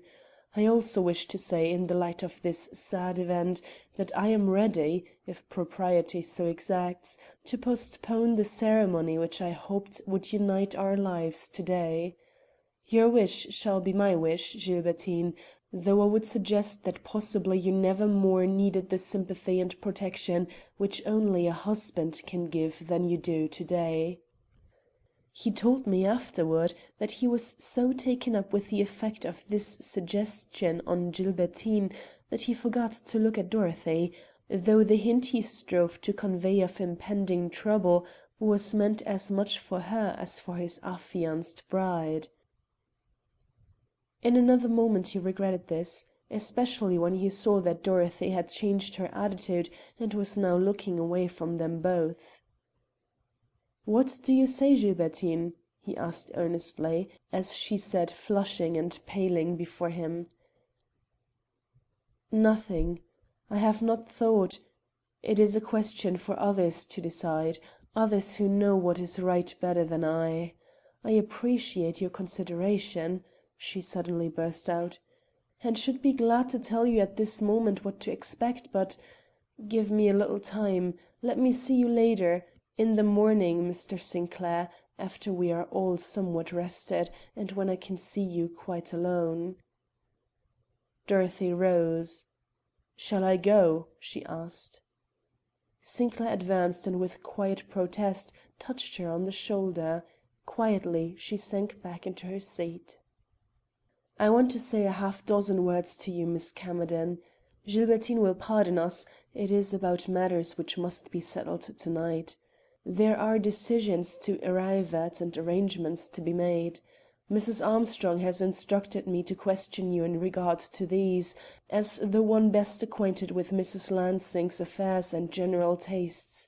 We will not trouble Gilbertine, she has her own decisions to reach. Dear, will you let me make you comfortable in the conservatory while I talk for 5 minutes with Dorothy?" He said that she met this question with a look so blank and uncomprehending that he just lifted her and carried her in among the palms. "I must speak to Dorothy," he pleaded, placing her in the chair where he had often seen her sit of her own accord. "Be a good girl. I will not keep you here long." "But why cannot I go to my room? I do not understand. I am frightened. What have you to say to Dorothy that you cannot say to me?" She seemed so excited that for a minute, just a minute, he faltered in his purpose. Then he took her gravely by the hand. "I have told you," said he. Then he kissed her softly on the forehead. "Be quiet, dear, and rest. See, here are roses." He plucked and flung a handful into her lap. Then he crossed back to the library and shut the conservatory door behind him. I was not surprised that Gilbertine wondered at her peremptory bridegroom. When Sinclair re-entered the library, he found Dorothy standing with her hand on the knob of the door leading into the hall. Her head was bent and thoughtful, as though she were inwardly debating whether to stand her ground or fly. Sinclair gave her no further opportunity for hesitation. Advancing rapidly, he laid his hand quietly on hers, and with a gravity which must have impressed her, quietly remarked: "I must ask you to stay and hear what I have to say. I wished to spare Gilbertine, would that I could spare you. But circumstances forbid. You know, and I know, that your aunt did not die of apoplexy." She gave a violent start and her lips parted. If the hand under his clasp had been cold, it was now icy. He let his own slip from the contact. "You know!" she echoed, trembling and pallid, her released hand flying instinctively to her hair. "Yes. You do not need to feel about for the little box. I took it from its hiding place when I laid you fainting on the bed. Here it is." He drew it from his pocket and showed it to her. She hardly glanced at it, her eyes were fixed in terror on his face, and her lips seemed to be trying in vain to formulate some inquiry. He tried to be merciful. "I missed it many hours ago from the shelf yonder, where you all saw me place it. Had I known that you had taken it, I would have repeated to you how deadly were the contents, and how dangerous it was to handle the vial or to let others handle it, much less to put it to the lips." She started, and instinctively her form rose to its full height. "Have you looked in that little box since you took it from my hair?" she asked. "Yes." "Then you know it to be empty." For answer he pressed the spring, and the little lid flew open. "It is not empty now, you see." Then, more slowly and with infinite meaning, "But the little flask is." She brought her hands together and faced him with a noble dignity which at once put the interview on a different footing. "Where was this vial found?" she demanded. He found it difficult to answer. They seemed to have exchanged positions. When he did speak it was in a low tone, and with less confidence than he had shown before. "In the bed with the old lady. I saw it there myself. Mr. Worthington was with me. Nobody else knows anything about it. I wished to give you an opportunity to explain. I begin to think you can, but how, God only knows. The box was hidden in your hair from early evening. I saw your hand continually fluttering toward it all the time we were dancing in the parlour." She did not lose a iota of her dignity or pride. "You are right," she said. "I put it there as soon as I took it from the cabinet. I could think of no safer hiding place. Yes, I took it," she acknowledged as she saw the flush rise to his cheek. "I took it, but with no worse motive than the dishonest one of having for my own an object which bewitched me. I was hardly myself when I snatched it from the shelf and thrust it into my hair." He stared at her in amazement. Her confession and her attitude so completely contradicted each other. "But I had nothing to do with the vial," she went on. And with this declaration her whole manner, even her voice, changed, as if with the utterance of these few words she had satisfied some inner demand of self-respect and could now enter into the sufferings of those about her. "This I think right to make plain to you.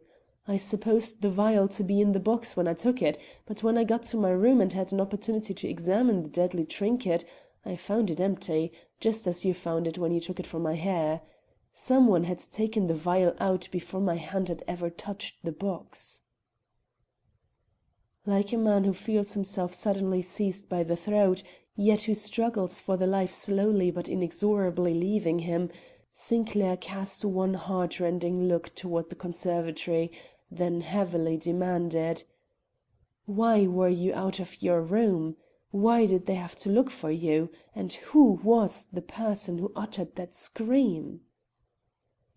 She confronted him sadly, but with an earnestness he could not but respect. "I was not in the room because I was troubled by my discovery. I think I had some idea of returning the box to the shelf from which I had taken it. At all events, I found myself on the little staircase in the rear when that cry rang through the house. I do not know who uttered it, I only know that it did not spring from my lips." In a rush of renewed hope, he seized her by the hand. "It was your aunt," he whispered. "It was she who took the vial out of the box, who put it to her own lips, who shrieked when she felt her vitals gripped. Had you stayed you would have known this. Can't you say so? Don't you think so? Why do you look at me with those incredulous eyes?" "Because you must not believe a lie. Because you are too good a man to be sacrificed. It was a younger throat than my aunt's which gave utterance to that shriek. Mr. Sinclair, be advised. Do not be married to-morrow." Meanwhile I was pacing the hall without in a delirium of suspense. I tried hard to keep within the bounds of silence. I had turned for the 50th time to face that library door when suddenly I heard a hoarse cry break from within and saw the door fly open and Dorothy come hurrying out. She shrank when she saw me, but seemed grateful that I did not attempt to stop her, and soon was up the stairs and out of sight. I rushed at once into the library. I found Sinclair sitting before a table with his head buried in his hands. In an instant I knew that our positions were again reversed, and without stopping to give heed to my own sensations, I approached him as near as I dared and laid my hand on his shoulder. He shuddered but did not look up, and it was minutes before he spoke. Then it all came in a rush. Fool! Fool that I was! And I saw that she was consumed by fright the moment it became plain that I was intent upon having some conversation with Dorothy. Her fingers where they gripped my arm must have left marks behind them, but I saw only womanly nervousness where a man less blind would have detected guilt. Walter, I wish the mere scent of this empty flask would kill, then I should not have to re-enter that conservatory door, or look again in her face, or...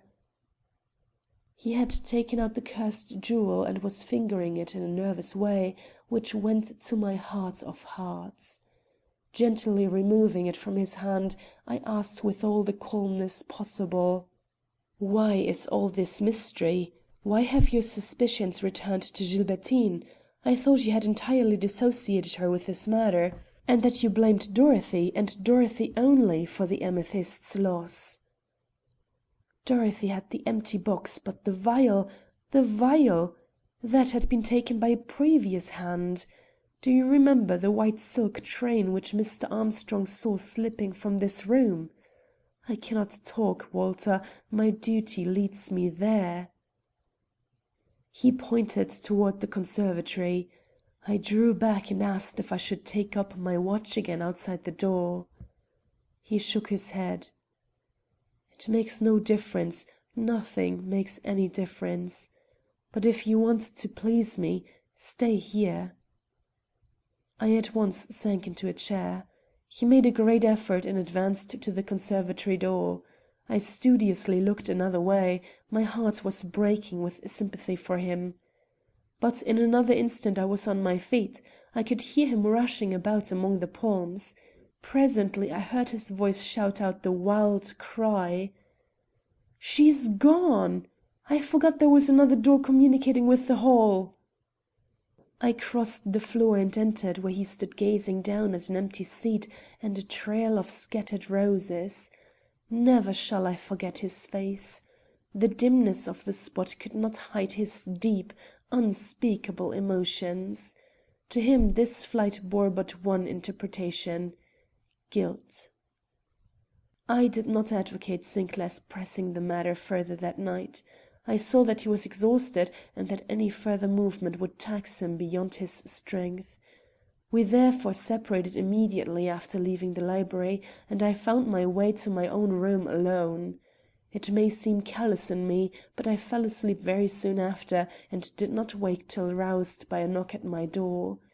On opening it I confronted Sinclair, looking haggard and unkempt. As he entered, the first clear notes of the breakfast bell could be heard rising up from the lower hall. "I have not slept," he said.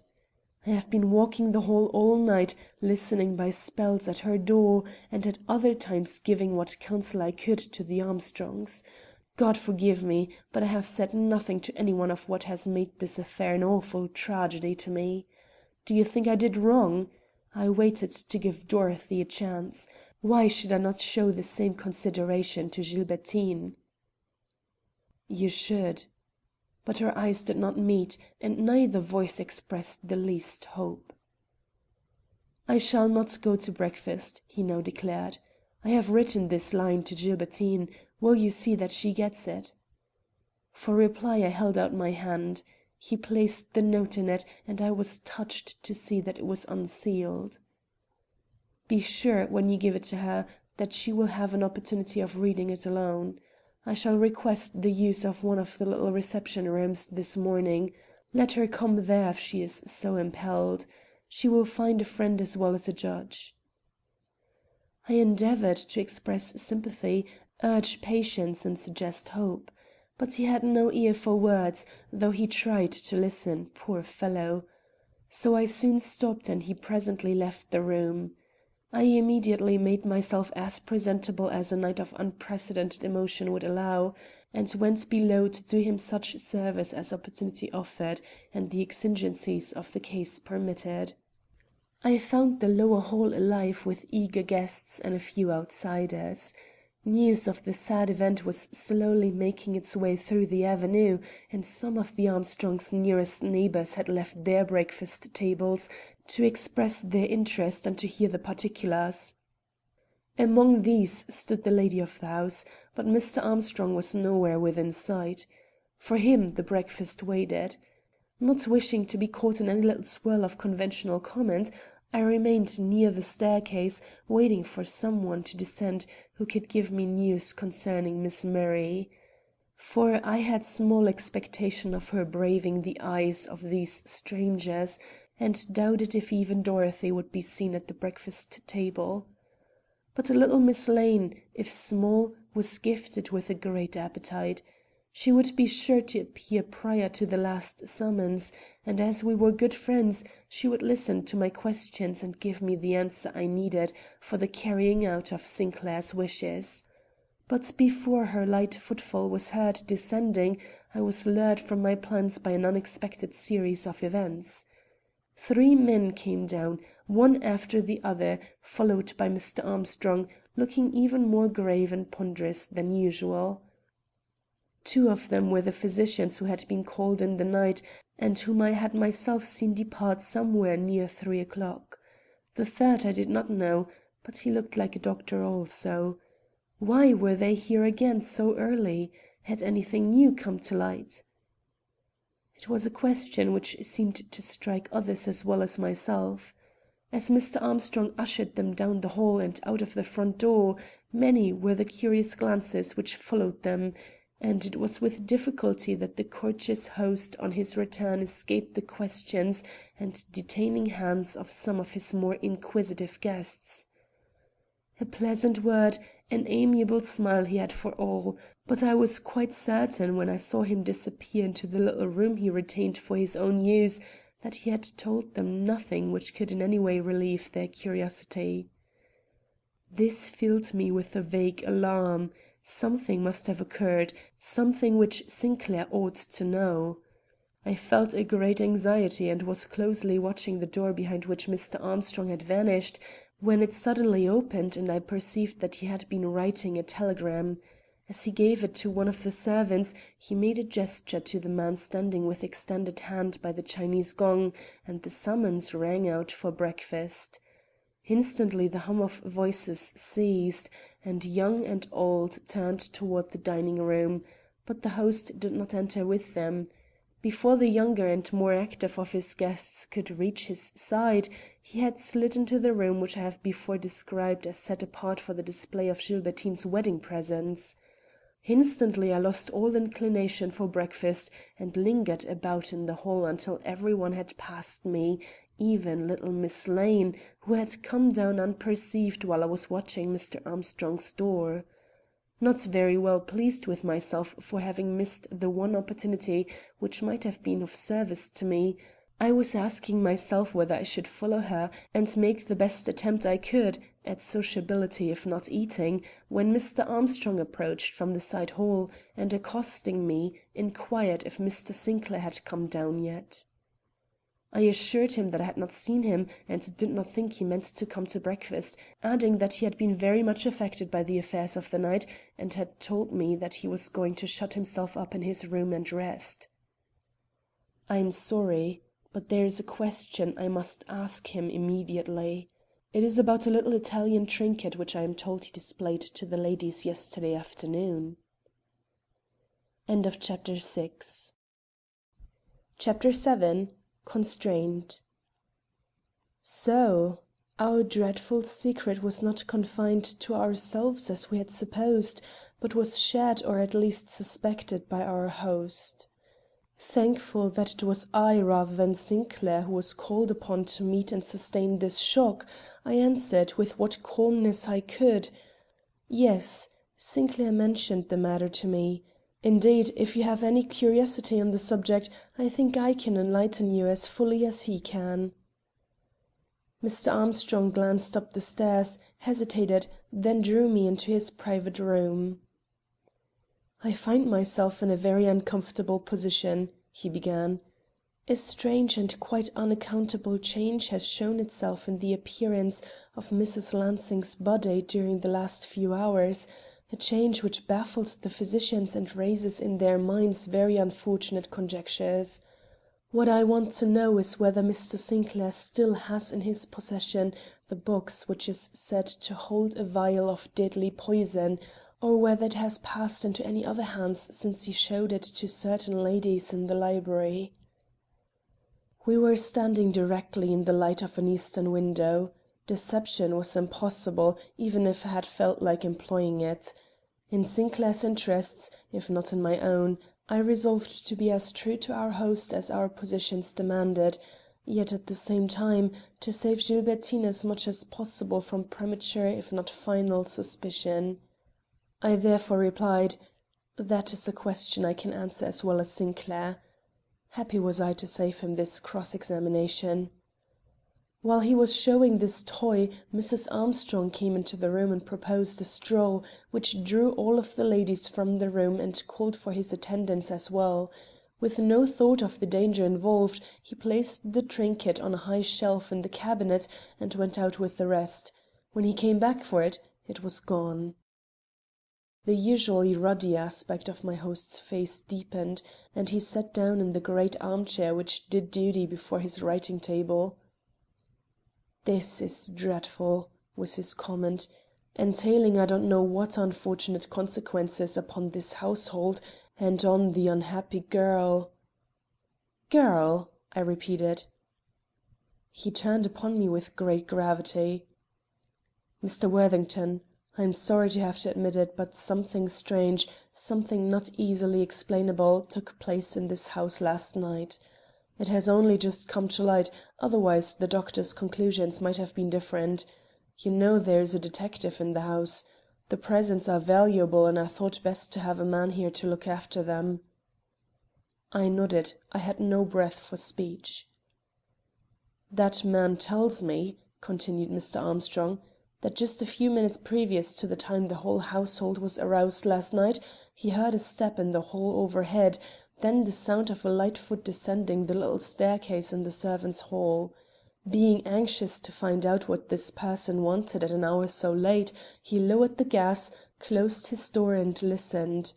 The steps went by his door. Satisfied that it was a woman he heard, he pulled open the door again and looked out. A young girl was standing not very far from him in a thin streak of moonlight. She was gazing intently at something in her hand, and that something had a purple gleam to it. He is ready to swear to this. Next moment, frightened by some noise she heard, she fled back and vanished again in the region of the little staircase. It was soon, very soon after this that the shriek came. Now, Mr. Worthington, what am I to do with this knowledge? I have advised the man to hold his peace till I can make inquiries, but where am I to make them? I cannot think that Miss Camerden— The ejaculation which escaped me was involuntary. To hear her name for the second time in this association was more than I could bear. "Did he say it was Miss Camerden?" I hurriedly inquired as he looked at me in some surprise. "How should he know Miss Camerden?" "He described her," was the unanswerable reply. "Besides, we know that she was circulating in the halls at the time. I declare I have never known a worse business," this amiable man bemoaned. "Let me send for Sinclair. He is more interested than anyone else in Gilbertine's relatives. Or stay, what if I should send for Miss Camerden herself? She should be able to tell how she came by this box." I subdued my own instincts, which were all for clearing Dorothy on the spot, and answered as I thought Sinclair would like me to answer. "It is a serious and very perplexing piece of business," said I. "But if you will wait a short time I do not think you will have to trouble Miss Camerden. I am sure that explanations will be given. Give the lady a chance," I stammered. "Imagine what her feelings would be if questioned on so delicate a topic. It would make a breach which nothing could heal. Later, if she does not speak, it will be only right for you to ask her why." "She did not come down this morning." "Naturally not." "If I could take counsel of my wife, but she is of too nervous a temperament. I am anxious to keep her from knowing this fresh complication as long as possible. Do you think I can look for Miss Camerden to explain herself before the doctor's return, or before Mrs. Lansing's physician, for whom I have telegraphed, can arrive from New York?" "I am sure that 3 hours will not pass before you hear the truth. Leave me to work out the situation. I promise that if I cannot bring it about to your satisfaction, Sinclair shall be asked to lend his assistance. Only keep the gossips from Miss Camerden's good name. Words can be said in a moment that will not be forgotten in years. I tremble at such a prospect for her. "No one knows of her being seen with the box," he remarked. "Every one probably knows by this time that there is some doubt felt as to the cause of Mrs. Lansing's death. You cannot keep a suspicion of this nature secret in a house so full of people as this." I knew it, but relieved by his manner if not by his words, I took my leave of him for the present and made my way at once to the dining room. Should I find Miss Lane there? Yes, and what was more, the fortunes of the day had decreed that the place beside her should be unoccupied. I was on my way to that place when I was struck by the extreme quiet into which the room had fallen. It had been humming with talk when I first entered, but now not a voice was raised, and scarcely an eye. In the hurried glance I cast about the board, not a look met mine in recognition or welcome. What did it mean? Had they been talking about me? Possibly, and in a way, it would seem, that was not altogether flattering to my vanity. Unable to hide my sense of the general embarrassment which my presence had called forth, I passed to the seat I have indicated and let my inquiring look settle on Miss Lane. She was staring in imitation of the others straight into her plate, but as I saluted her with a quiet good morning, she looked up and acknowledged my courtesy with a faint, almost sympathetic smile. At once the whole tableful broke again into chatter, and I could safely put the question with which my mind was full. "How is Miss Murray?" I asked. "I do not see her here." "Did you expect to? Poor Gilbertine, this is not the bridal day she expected." Then, with irresistible naivete, entirely in keeping with her fairy-like figure and girlish face, she added, "I think it was just horrid in the old woman to die the night before the wedding, don't you?" "Indeed I do," I emphatically rejoined, humoring her in the hope of learning what I wished to know. "Does Miss Murray still cherish the expectation of being married to-day? No one seems to know." "Nor do I. I haven't seen her since the middle of the night. She didn't come back to her room. They say she is sobbing out her terror and disappointment in some attic corner. Think of that for Gilbertine Murray! But even that is better than—" The sentence trailed away into an indistinguishable murmur, the murmur into silence. Was it because of a fresh lull in the conversation about us? I hardly think so, for though the talk was presently resumed, she remained silent, not even giving the least sign of wishing to prolong this particular topic. I finished my coffee as soon as possible and quitted the room, but not before many had preceded me. The hall was consequently as full as before of a gossiping crowd. I was on the point of bowing myself through the various groups blocking my way to the library door when I noticed renewed signs of embarrassment on all the faces turned my way. Women who were clustered about the newel post drew back, and some others sauntered away into the side rooms with an appearance of suddenly wishing to go somewhere. This certainly was very singular, especially as these marks of disapproval did not seem to be directed so much at myself as at some one behind me. Who could the some one be?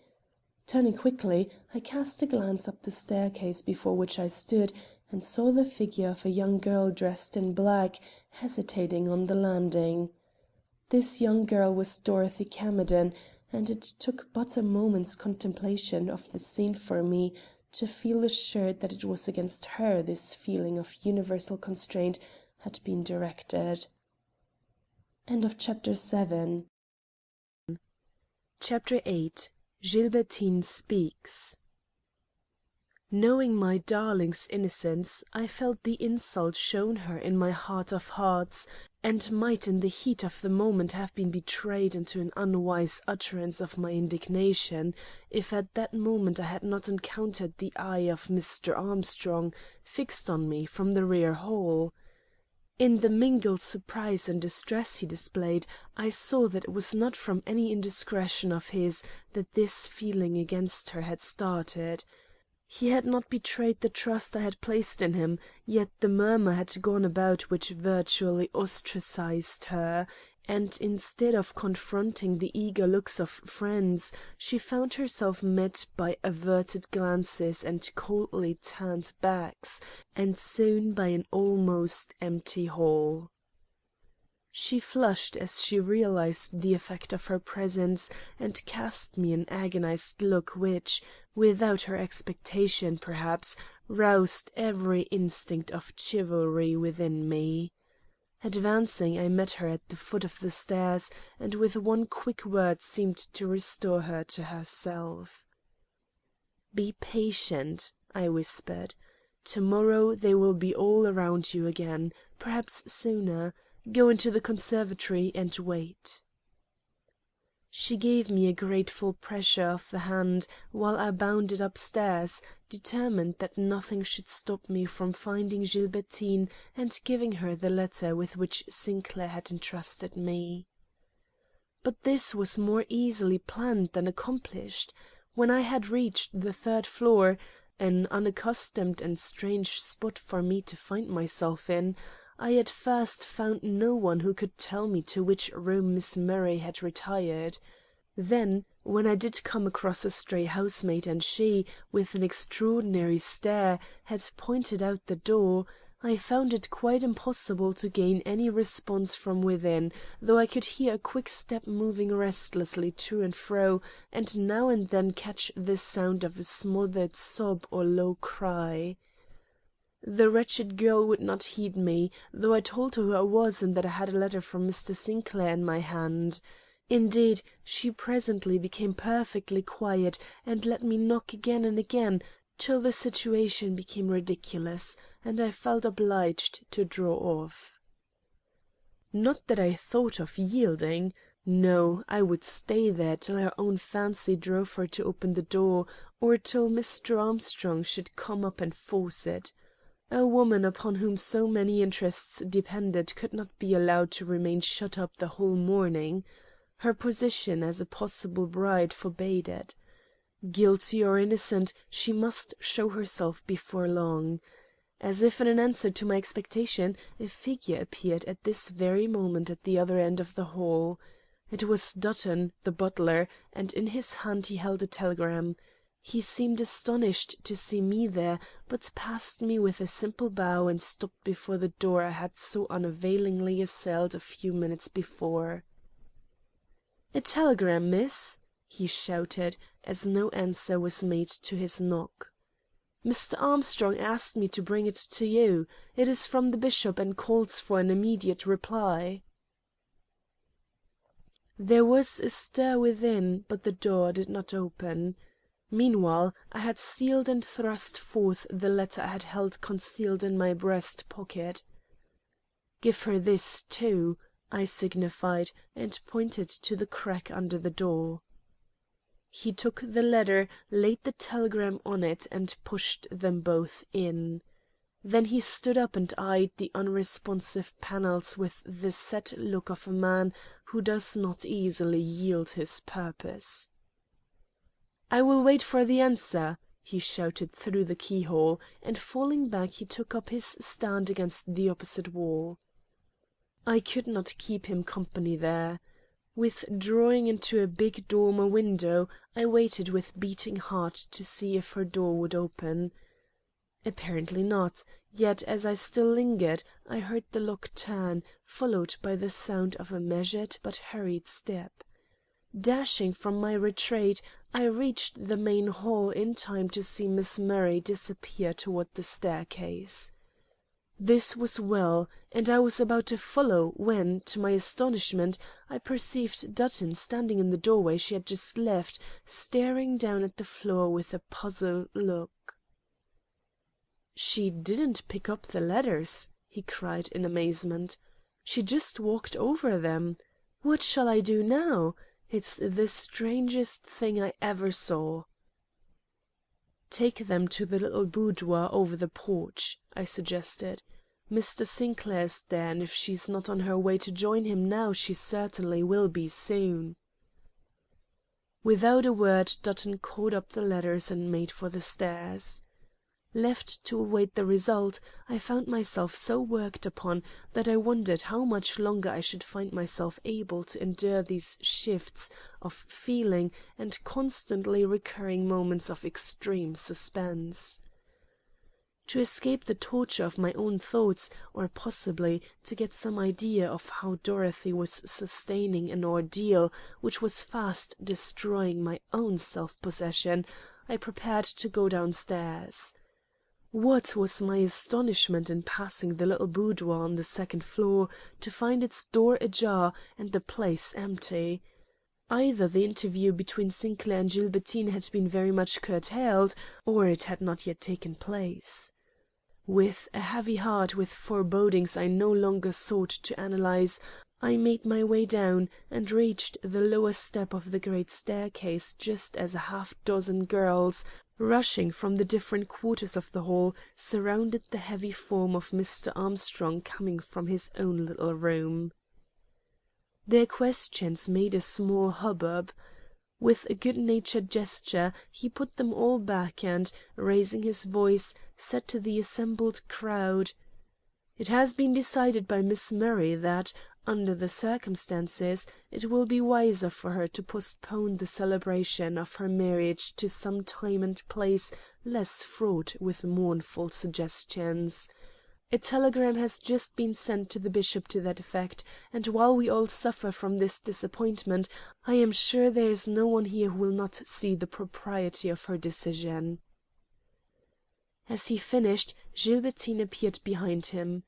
At the same moment I caught, or thought I did, the flash of Sinclair's eye from the recesses of the room beyond, but I could not stop to make sure of this, for Gilbertine's look and manner were such as to draw my full attention, and it was with a mixture of almost inexplicable emotions that I saw her thread her way among her friends in a state of high feeling which made her blind to their outstretched hands and deaf to their murmur of interest and sympathy which instinctively followed her.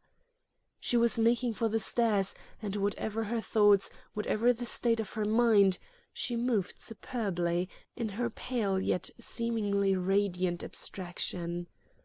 I watched her, fascinated, yet when she left the last group and began to cross the small square of carpet which alone separated us, I stepped down and aside, feeling that to meet her eye just then without knowing what had passed between her and Sinclair would be cruel to her and well-nigh unbearable to myself. She saw the movement and seemed to hesitate an instant, then she turned for one brief instant in my direction, and I saw her smile. Great God, it was the smile of innocence! Fleeting as it was, the pride that was in it, the sweet assertion and the joy were unmistakable. I felt like springing to Sinclair's side in the gladness of my relief, but there was no time. Another door had opened down the hall, another person had stepped upon the scene, and Miss Murray, as well as myself, recognized by the hush which at once fell upon everyone present that something of still more startling import awaited us. "Mr. Armstrong and ladies," said this stranger. I knew he was a stranger by the studied formality of the former's bow. "I have made a few inquiries since I came here a short time ago, and I find there is one young lady in the house who ought to be able to tell me better than anyone else under what circumstances Mrs. Lansing breathed her last.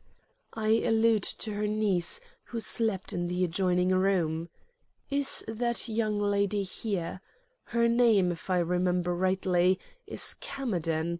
Miss Dorothy Camerden." A movement as of denial passed from group to group down the hall, and while no one glanced toward the library, and some did glance upstairs, I felt the dart of sudden fear, or was it hope, that Dorothy, hearing her name called, would leave the conservatory and proudly confront the speaker in face of this whole suspicious throng. But no Dorothy appeared. On the contrary, it was Gilbertine who turned, and with an air of authority for which no one was prepared, asked in tones vibrating with feeling. "Has this gentleman the official right to question who was and who was not with my aunt when she died?" Mr. Armstrong, who showed his surprise as ingenuously as he did every other emotion, glanced up at the light figure hovering over them from the staircase and made out to answer: "This gentleman has every right, Miss Murray. He is the coroner of the town, accustomed to inquire into all cases of sudden death." "Then," she vehemently rejoined, her pale cheeks breaking out into a scarlet flush, above which her eyes shone with an almost unearthly brilliancy, "do not summon Dorothy Camerden. She is not the witness you want. I am.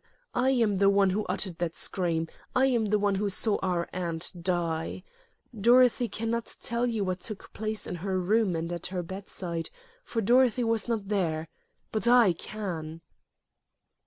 Amazed, not as the others were at the assertion itself, but at the manner and publicity of the utterance, I contemplated this surprising girl in ever-increasing wonder. Always beautiful, always spirited and proud, she looked at that moment as if nothing in the shape of fear, or even contumely, could touch her.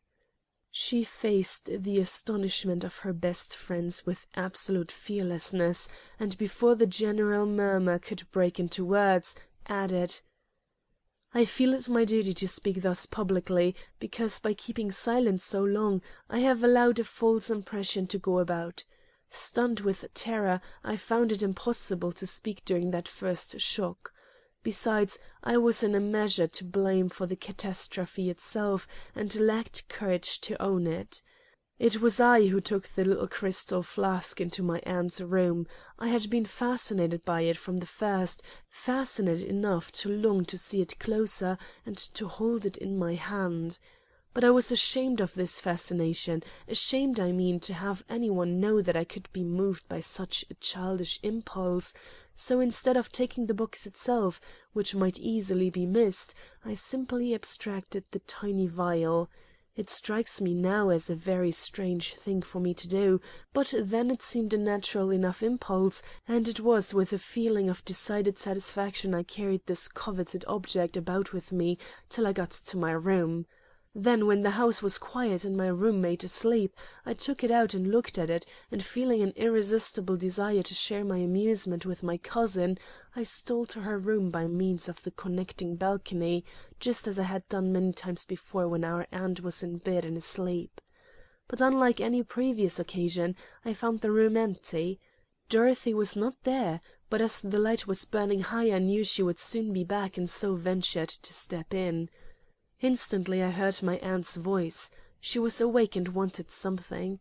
She had evidently called before, for her voice was sharp with impatience, and she used some very harsh words. When she heard me in Dorothy's room, she shouted again, and as I have always been accustomed to obey her commands, I hastened to her side with the little vial concealed in my hand. As she had expected to see Dorothy and not me, she rose up in unreasoning anger, asking where my cousin was and why I was not in bed. I attempted to answer her, but she would not listen to me and bade me turn up the gas, which I did.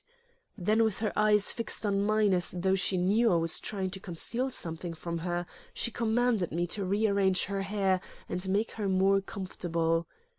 This I could not do with the tiny flask still in my hand, so with a quick movement, which I hoped would pass unobserved, I slid it behind some bottles standing on a table by the bedside, and bent to do what she required. But to attempt to escape her eye was useless. She had seen my action, and at once began to feel about for what I had attempted to hide from her. Coming in contact with the tiny flask, she seized it, and with a smile I shall never forget held it up between us. "What's this?" she cried, showing such astonishment at its minuteness and perfection of shape that it was immediately apparent she had heard nothing of the amethyst box displayed by Mr. Sinclair in the library. "I never saw a bottle as small as this before. What is in it, and why were you so afraid of my seeing it?" As she spoke, she attempted to wrench out the stopper. It stuck, so I was in hopes she would fail in the effort, but she was a woman of uncommon strength, and presently it yielded and I saw the vial open in her hand. Aghast with terror, I caught at the table beside me, fearing to drop before her eyes.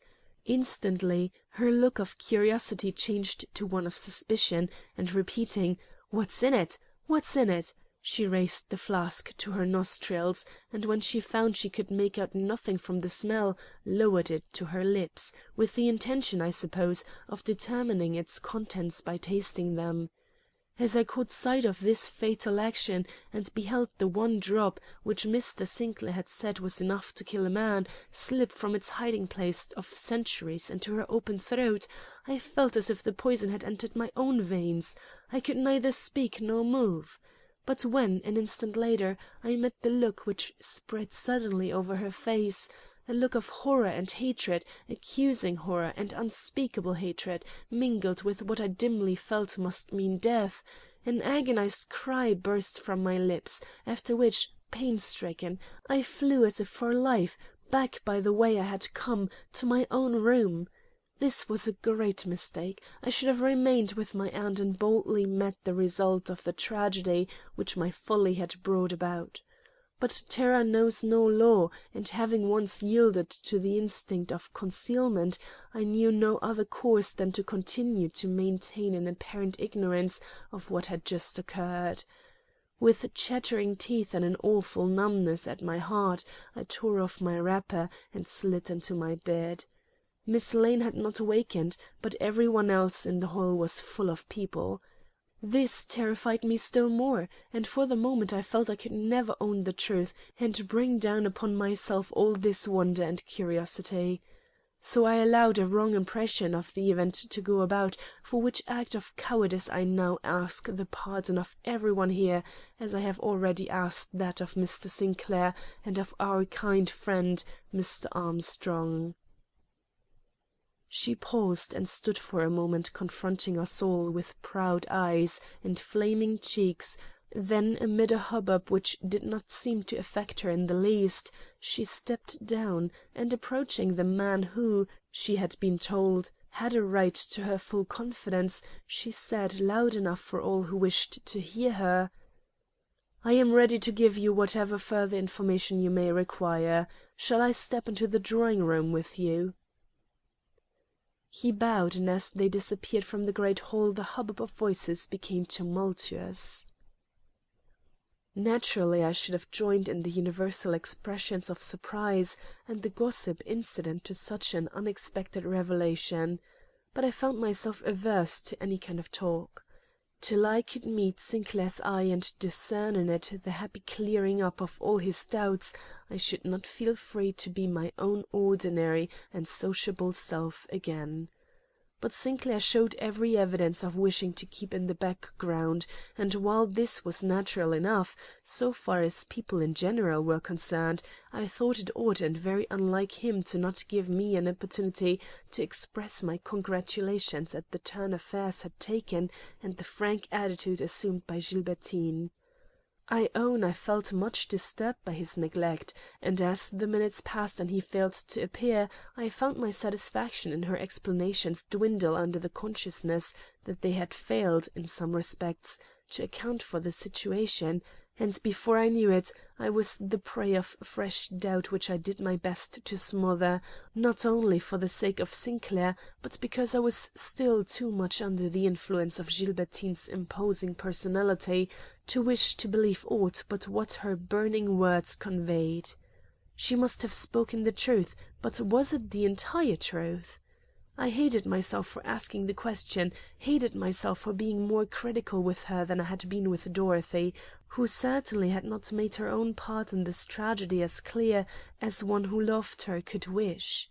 Ah, Dorothy, it was time someone told her that Gilbertine had openly vindicated her, and that she could now come forth and face her friends without hesitation and without dread. Was she still in the conservatory? Doubtless, but it would be better perhaps for me to make sure. Approaching the place by the small door connecting it with the hallway in which I stood, I took a hurried look within, and seeing no one, stepped boldly down between the palms to the little nook where lovers of this quiet spot were accustomed to sit. It was empty, and so was the library beyond. Coming back, I accosted Dutton, whom I found superintending the removal of the potted plants which encumbered the passages, and asked him if he knew where Miss Camerden was.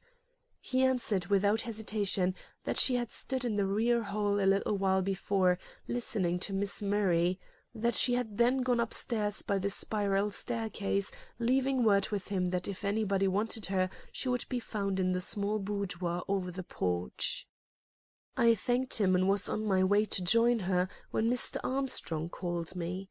He must have kept me a half an hour in his room, discussing every aspect of the affair and apologizing for the necessity which he now felt for bidding farewell to most of his guests, among whom, he was careful to state, he did not include me.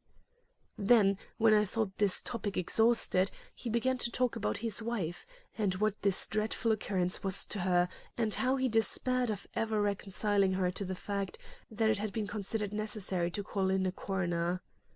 Then he spoke of Sinclair, but with some constraint and a more careful choice of words, at which, realizing that I was to reap nothing from this interview, only suffer strong and continual irritation at a delay which was costing me the inestimable privilege of being the first to tell Dorothy of her re-establishment in everyone's good opinion, I exerted myself for release, and to such good purpose that I presently found myself again in the hall, where the first person I ran against was Sinclair.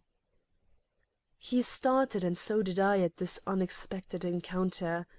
Then we stood still, and I stared at him in amazement, for everything about the man was changed, and, inexplicable fact, in nothing was this change more marked than in his attitude towards myself.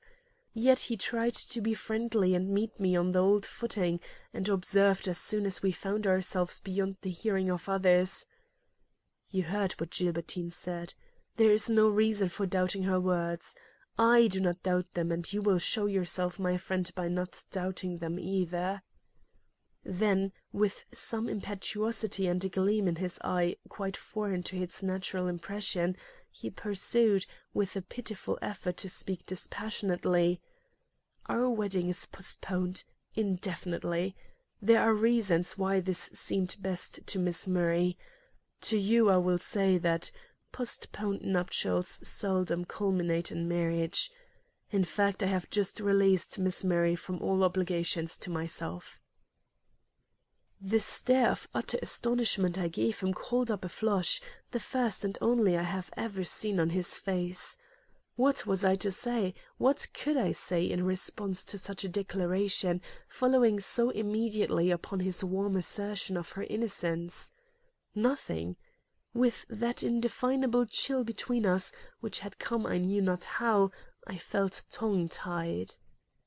He saw my embarrassment, possibly my emotion, for he smiled somewhat bitterly and put a step or so between us before he remarked, "Miss Murray has my good wishes. Out of respect to her position I shall show her a friend's attention while we remain in this house. That is all I have to say, Walter. You and I have held our last conversation on this subject."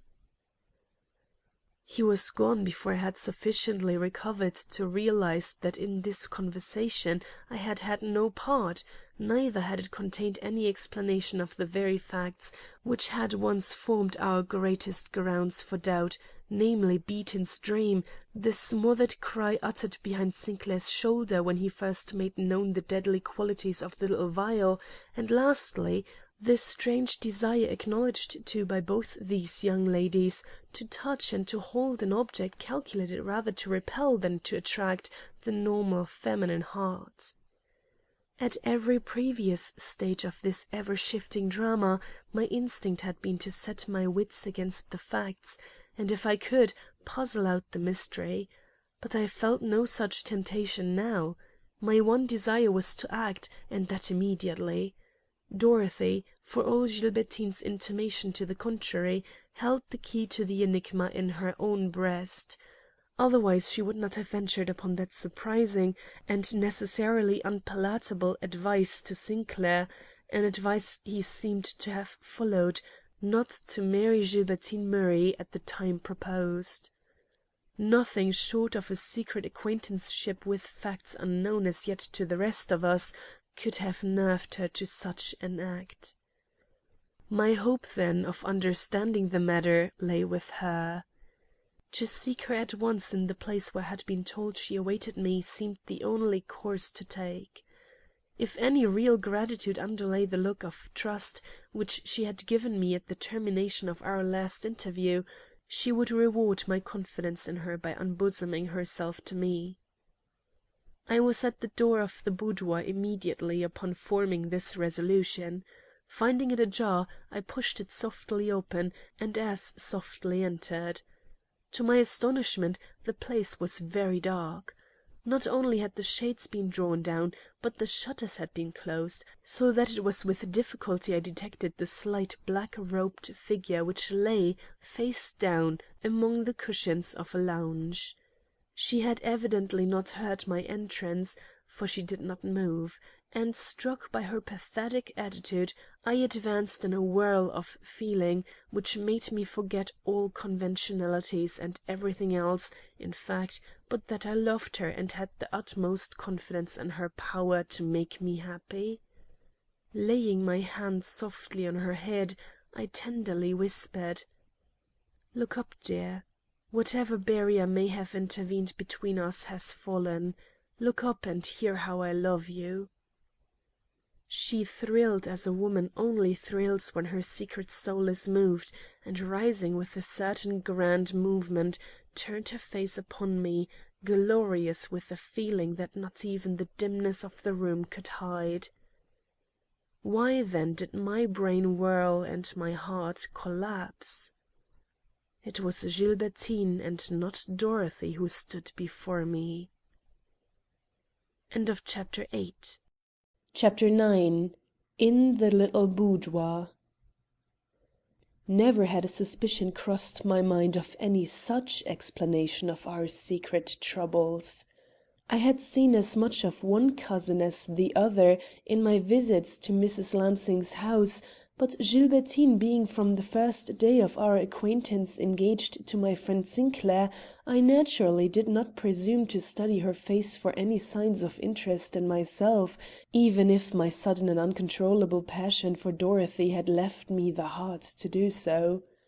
Yet now, in the light of her unmistakable smile, of her beaming eyes from which all troublous thoughts seemed to have fled forever, a thousand recollections forced themselves upon my attention, which not only made me bewail my own blindness, but which served to explain the peculiar attitude always maintained toward me by Dorothy, and many other things which a moment before had seemed fraught with impenetrable mystery.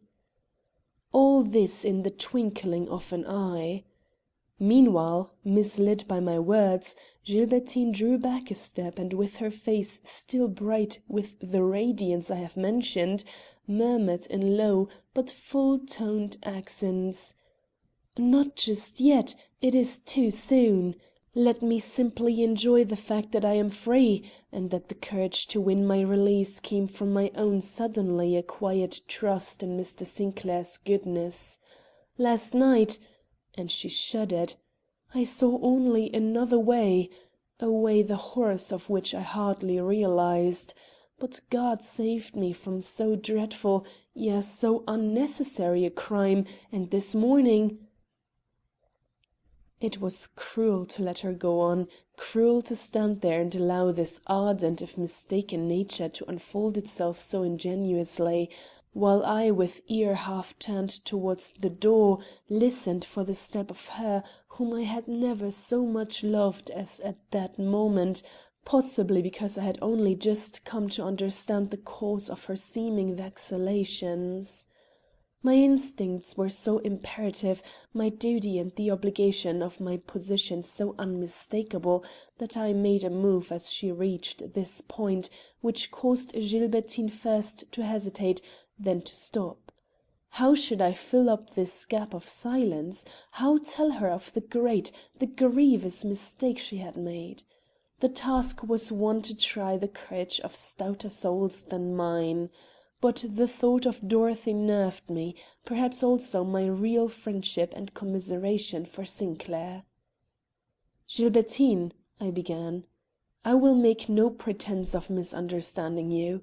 The situation is too serious, the honor which you do me too great, only I am not free to accept that honor. The words which I uttered were meant for your cousin Dorothy. I expected to find her in this room. I have long loved your cousin, in secrecy I own, but honestly and with every hope of some day making her my wife. I. There was no need for me to finish. The warm hand turning to ice in my clasp, the wide open, blind struck eyes, the recoil, the maiden flush rising, deepening, covering chin and cheek and forehead, then fading out again till the whole face was white as marble and seemingly as cold, told me that the blow had gone home, and that Gilbertine Murray, the unequalled beauty, the petted darling of a society who recognized every charm she possessed save her ardent nature and great heart, had reached the height of her many miseries, and that it was I who had placed her there. Overcome with pity, but conscious also of a profound respect, I endeavored to utter some futile words, which she at once put an end to by an appealing gesture. "You can say nothing," she began. "I have made an awful mistake, the worst a woman can make, I think." Then, with long pauses, as though her tongue were clogged by shame, perhaps by some deeper if less apparent feeling, "You love Dorothy. Does Dorothy love you?" My answer was an honest one. I have dared to hope so, despite the little opportunity she has given me to express my feelings. She has always held me back, and that very decidedly, or my devotion would have been apparent to everybody. "Oh, Dorothy!" Regret, sorrow, infinite tenderness, all were audible in that cry. Indeed, it seemed as if for the moment her thoughts were more taken up with her cousin's unhappiness than with her own. How I must have made her suffer! I have been a curse to those who loved me.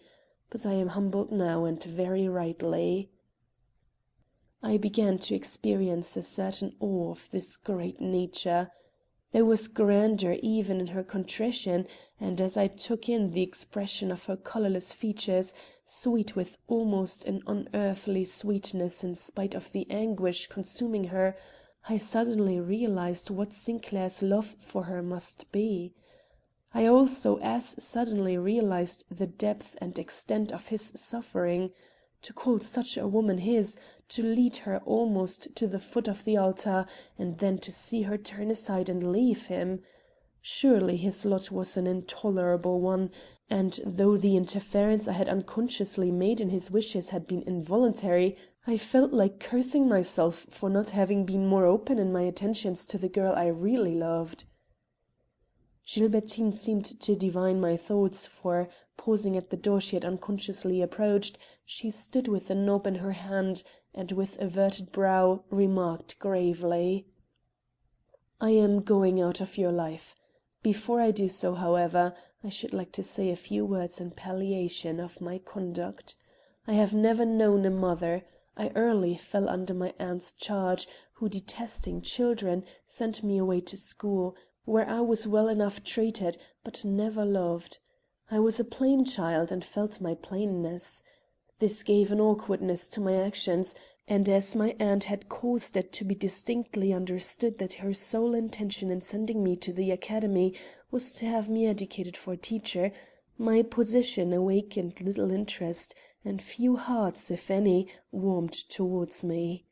Meanwhile my breast was filled with but one thought, one absorbing wish. I longed to love passionately and be passionately loved in return. Had I found a mate? But I never did. I was not destined for such a happiness.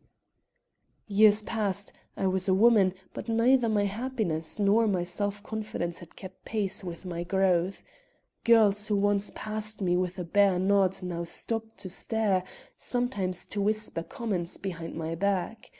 I did not understand this change, and withdrew more and more into myself and the fairyland made for me by books. Romance was my life, and I had fallen into the dangerous habit of brooding over the pleasures and excitements which would have been mine had I been born beautiful and wealthy, when my aunt suddenly visited the school, saw me and at once took me away and placed me in the most fashionable school in New York City. From there I was launched, without any word of motherly counsel, into the gay society you know so well. Almost without any coming out I found the world at my feet and, though my aunt showed me no love, she evinced a certain pride in my success and cast about to procure for me a great match. Mr. Sinclair was the victim. He visited me, took me to theatres and eventually proposed. My aunt was in ecstasies. I, who felt helpless before her will, was glad that the husband she had chosen for me was, at least, a gentleman, and, to all appearances, respectable in his living and nice in his tastes. But he was not the man I had dwelt on in my dreams, and while I accepted him, it was not possible to do anything else, with my aunt controlling every action if not every thought. I cared so little for Mr. Sinclair himself that I forgot to ask if his many attentions were the result of any real feeling on his part, or only such as he considered due to the woman he expected to make his wife. You see what girls are, how I despise myself now for this miserable frivolity. At this time I knew I was not my aunt's only niece, that Dorothy Camerden, of whom I knew little but her name, was as closely related to her as I was. For, true to her heartless code, my aunt had placed us in separate schools, and we had never met. When she found that I was to leave her, and that soon there would be nobody to see that her dresses were bought with discretion and her person attended to with something like care, she sent for Dorothy. I shall never forget my first impression of her. I had been told that I need not expect much in the way of beauty and style, but from my first glimpse of her dear face I saw that my soul's friend had come and that, marriage or no marriage, I need never to be solitary again. I do not think I made as favourable an impression on my cousin as she did on me. Dorothy was new to elaborate dressing and to all the follies of fashionable life, and her look had more of awe than expectation in it. But I gave her a hearty kiss, and in a week she was as brilliantly equipped as myself. I loved her, but from blindness of eye or an overwhelming egotism which God has certainly punished, I did not consider her beautiful. This I must acknowledge to you, if only to complete my humiliation. I never imagined for a moment, even after I became the daily witness of your many attentions to her, that it was on her account you visited the house so often. I had been so petted and spoiled since entering society that I thought you were kind to her simply because honor forbade you to be too kind to me, and seeing in you a man different from the others, one who pleased me as the heroes of my old romances had pleased me, I gave you all my heart and, what was worse, confided my folly to Dorothy. You will have many a talk with her in the future, and some day she may succeed in proving to you that it was vanity and not badness of heart which led me to misunderstand your feelings. Having repressed my own impulses so long, I saw in your reticence the evidences of a like struggle, and when, immediately upon my break with Mr. Sinclair, you entered here and said the words you did, well, we have finished with this subject forever. The explanations which I gave below of the part I played in my aunt's death were true. I only omitted one detail, which you may consider a very important one. The fact which paralyzed my hand and voice when I saw her lift the drop of death to her lips was this: I had meant to die by this drop myself, in Dorothy's room and with Dorothy's arms around me. This was my secret, a secret which no one can blame me for keeping as long as I could, and one which I should hardly have the courage to disclose to you now if I had not already parted with it to the coroner, who would not credit my story till I had told him the whole truth. Gilbertine, I prayed, for I saw her fingers closing upon the knob she had held lightly until now. Do not go till I have said this. A young girl does not always know the demands of her own nature. The heart you have ignored is 1 in 1,000. Do not let it slip from you. God never gives a woman such a love twice. I know it, she murmured, and turned the knob. I thought she was gone, and let the sigh which had been laboring at my breast have vent, when suddenly I caught one last word whispered from the threshold. Throw back the shutters and let in the light. Dorothy is coming. I am going now to call her. An hour had passed, the hour of hours for me, for in it the sun of my happiness rose full-orbed and Dorothy and I came to understand each other. We were sitting hand in hand in this blessed little boudoir when suddenly she turned her sweet face toward me and gently remarked: "This seems like selfishness on our part, but Gilbertine insisted. Do you know what she is doing now? Helping old Mrs. Cummings and holding Mrs. Barnstable's baby while her maid packs. She will work like that all day, and with a smile too. Oh, it is a rich nature, an ideal nature. I think we can trust her now." I did not like to discuss Gilbertine even with Dorothy, so I said nothing. But she was too full of her theme to stop. I think she wished to unburden her mind once and for ever of all that had disturbed it. "Our aunt's death," she continued, "will be a sort of emancipation for her. I don't think you or anyone out of our immediate household can realize the control which Aunt Hannah exerted over everyone who came within her daily influence. It would have been the same had she occupied a dependent position instead of being the wealthy autocrat she was. In her cold nature dwelt an imperiousness which no one could withstand. You know how her friends, some of them as rich and influential as herself, bowed to her will and submitted to her interference. What then could you expect from 2 poor girls entirely dependent upon her for everything they enjoyed? Gilbertine, with all her spirit, could not face Aunt Hannah's frown, while I studied to have no wishes. Had this been otherwise, had we found a friend instead of a tyrant in the woman who took us into her home, Gilbertine might have gained more control over her feelings. It was the necessity she felt of smothering her natural impulses and of maintaining in the house and before the world an appearance of satisfaction in her position as bride-elect, which caused her to fall into such extremes of despondency and deep despair. Her self-respect was shocked. She felt that she was living a lie and hated herself in consequence. You may think I did wrong not to tell her of your affection for myself, especially after what you whispered into my ear that night at the theatre. I did do wrong, I see it now. She was really a stronger woman than I thought, and we might all have been saved the horrors which have befallen us had I acted with more firmness at that time.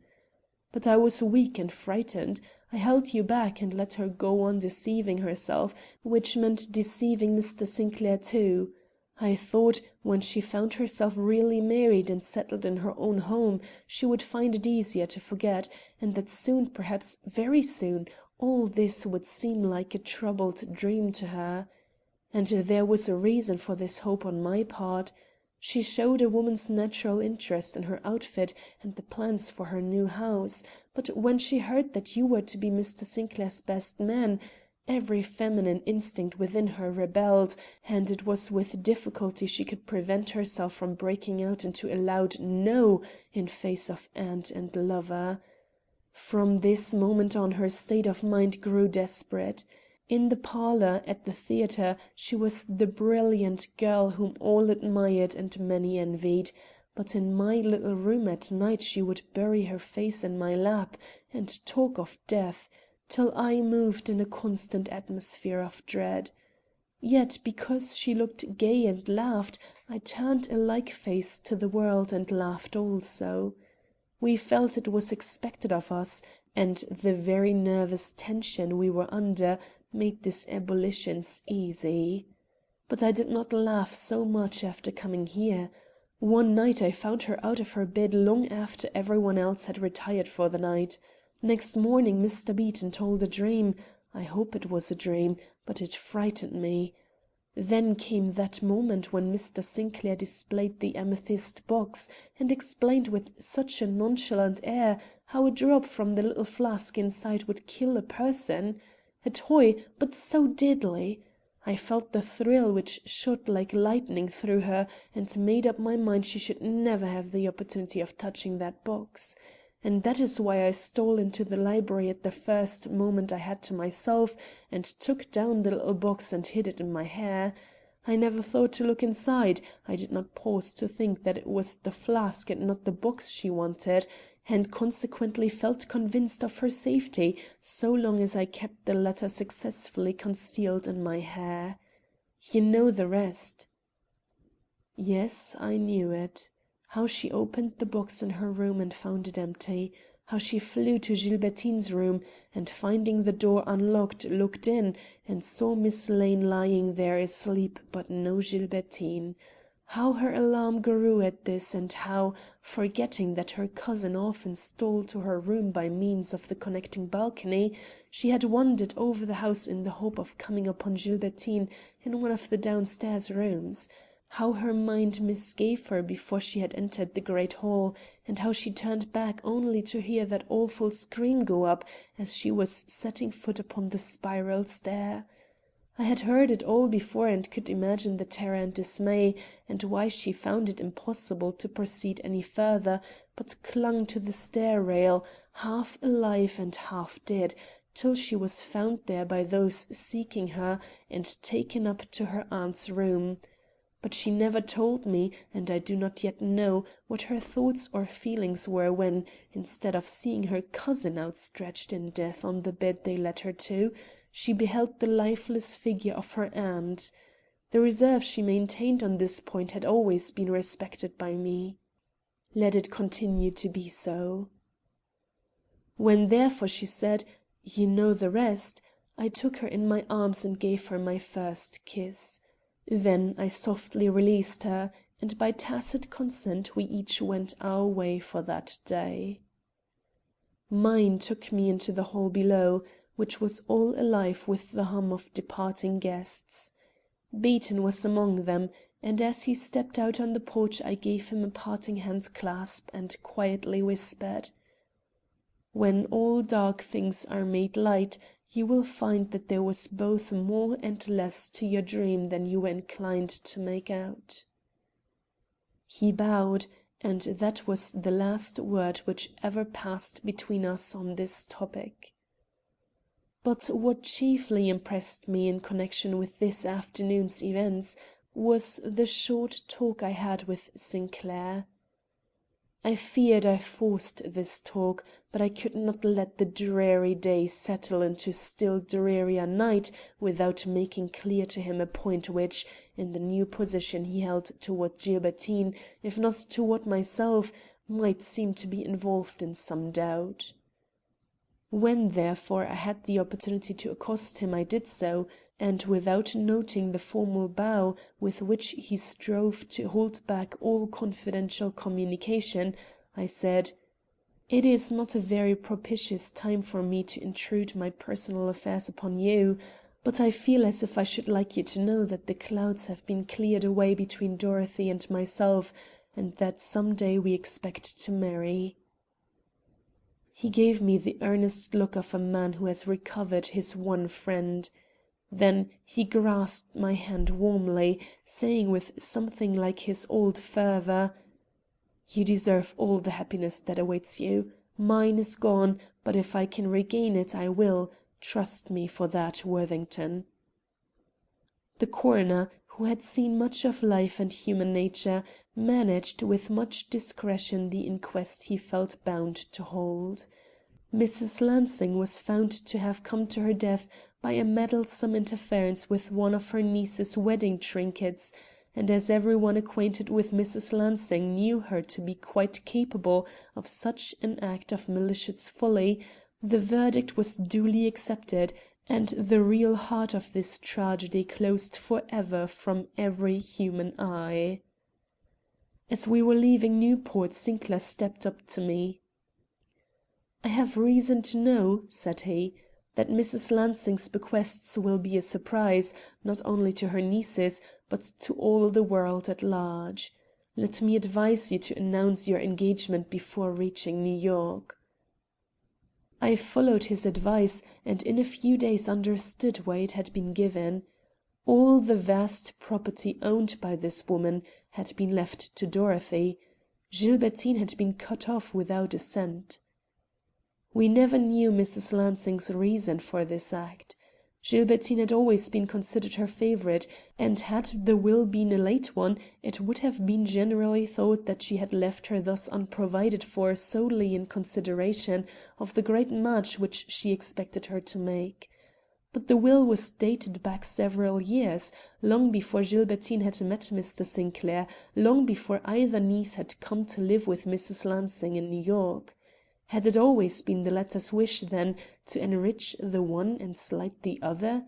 It would seem so, but why should the slighted one be Gilbertine? The only explanation I ever heard given was the partiality which Mrs. Lansing felt for Dorothy's mother, or rather, her lack of affection for Gilbertine's.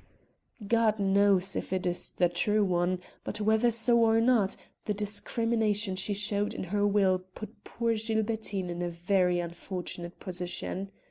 At least it would have done so if Sinclair, with an adroitness worthy of his love, had not proved to her that a break at this time in their supposed relations would reflect most seriously upon his disinterestedness, and thus secured for himself opportunities for urging his suit, which ended, as such opportunities often do, in a renewal of their engagement.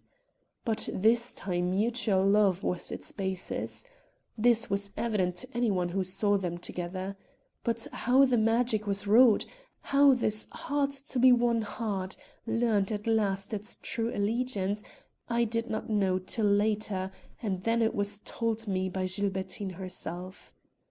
I had been married for some months, and she for some weeks, when one evening chance threw us together.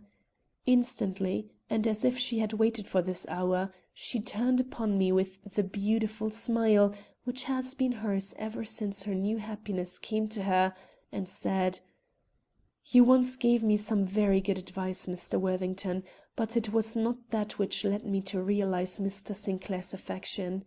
It was a short conversation which passed between us on the day my aunt's will was read.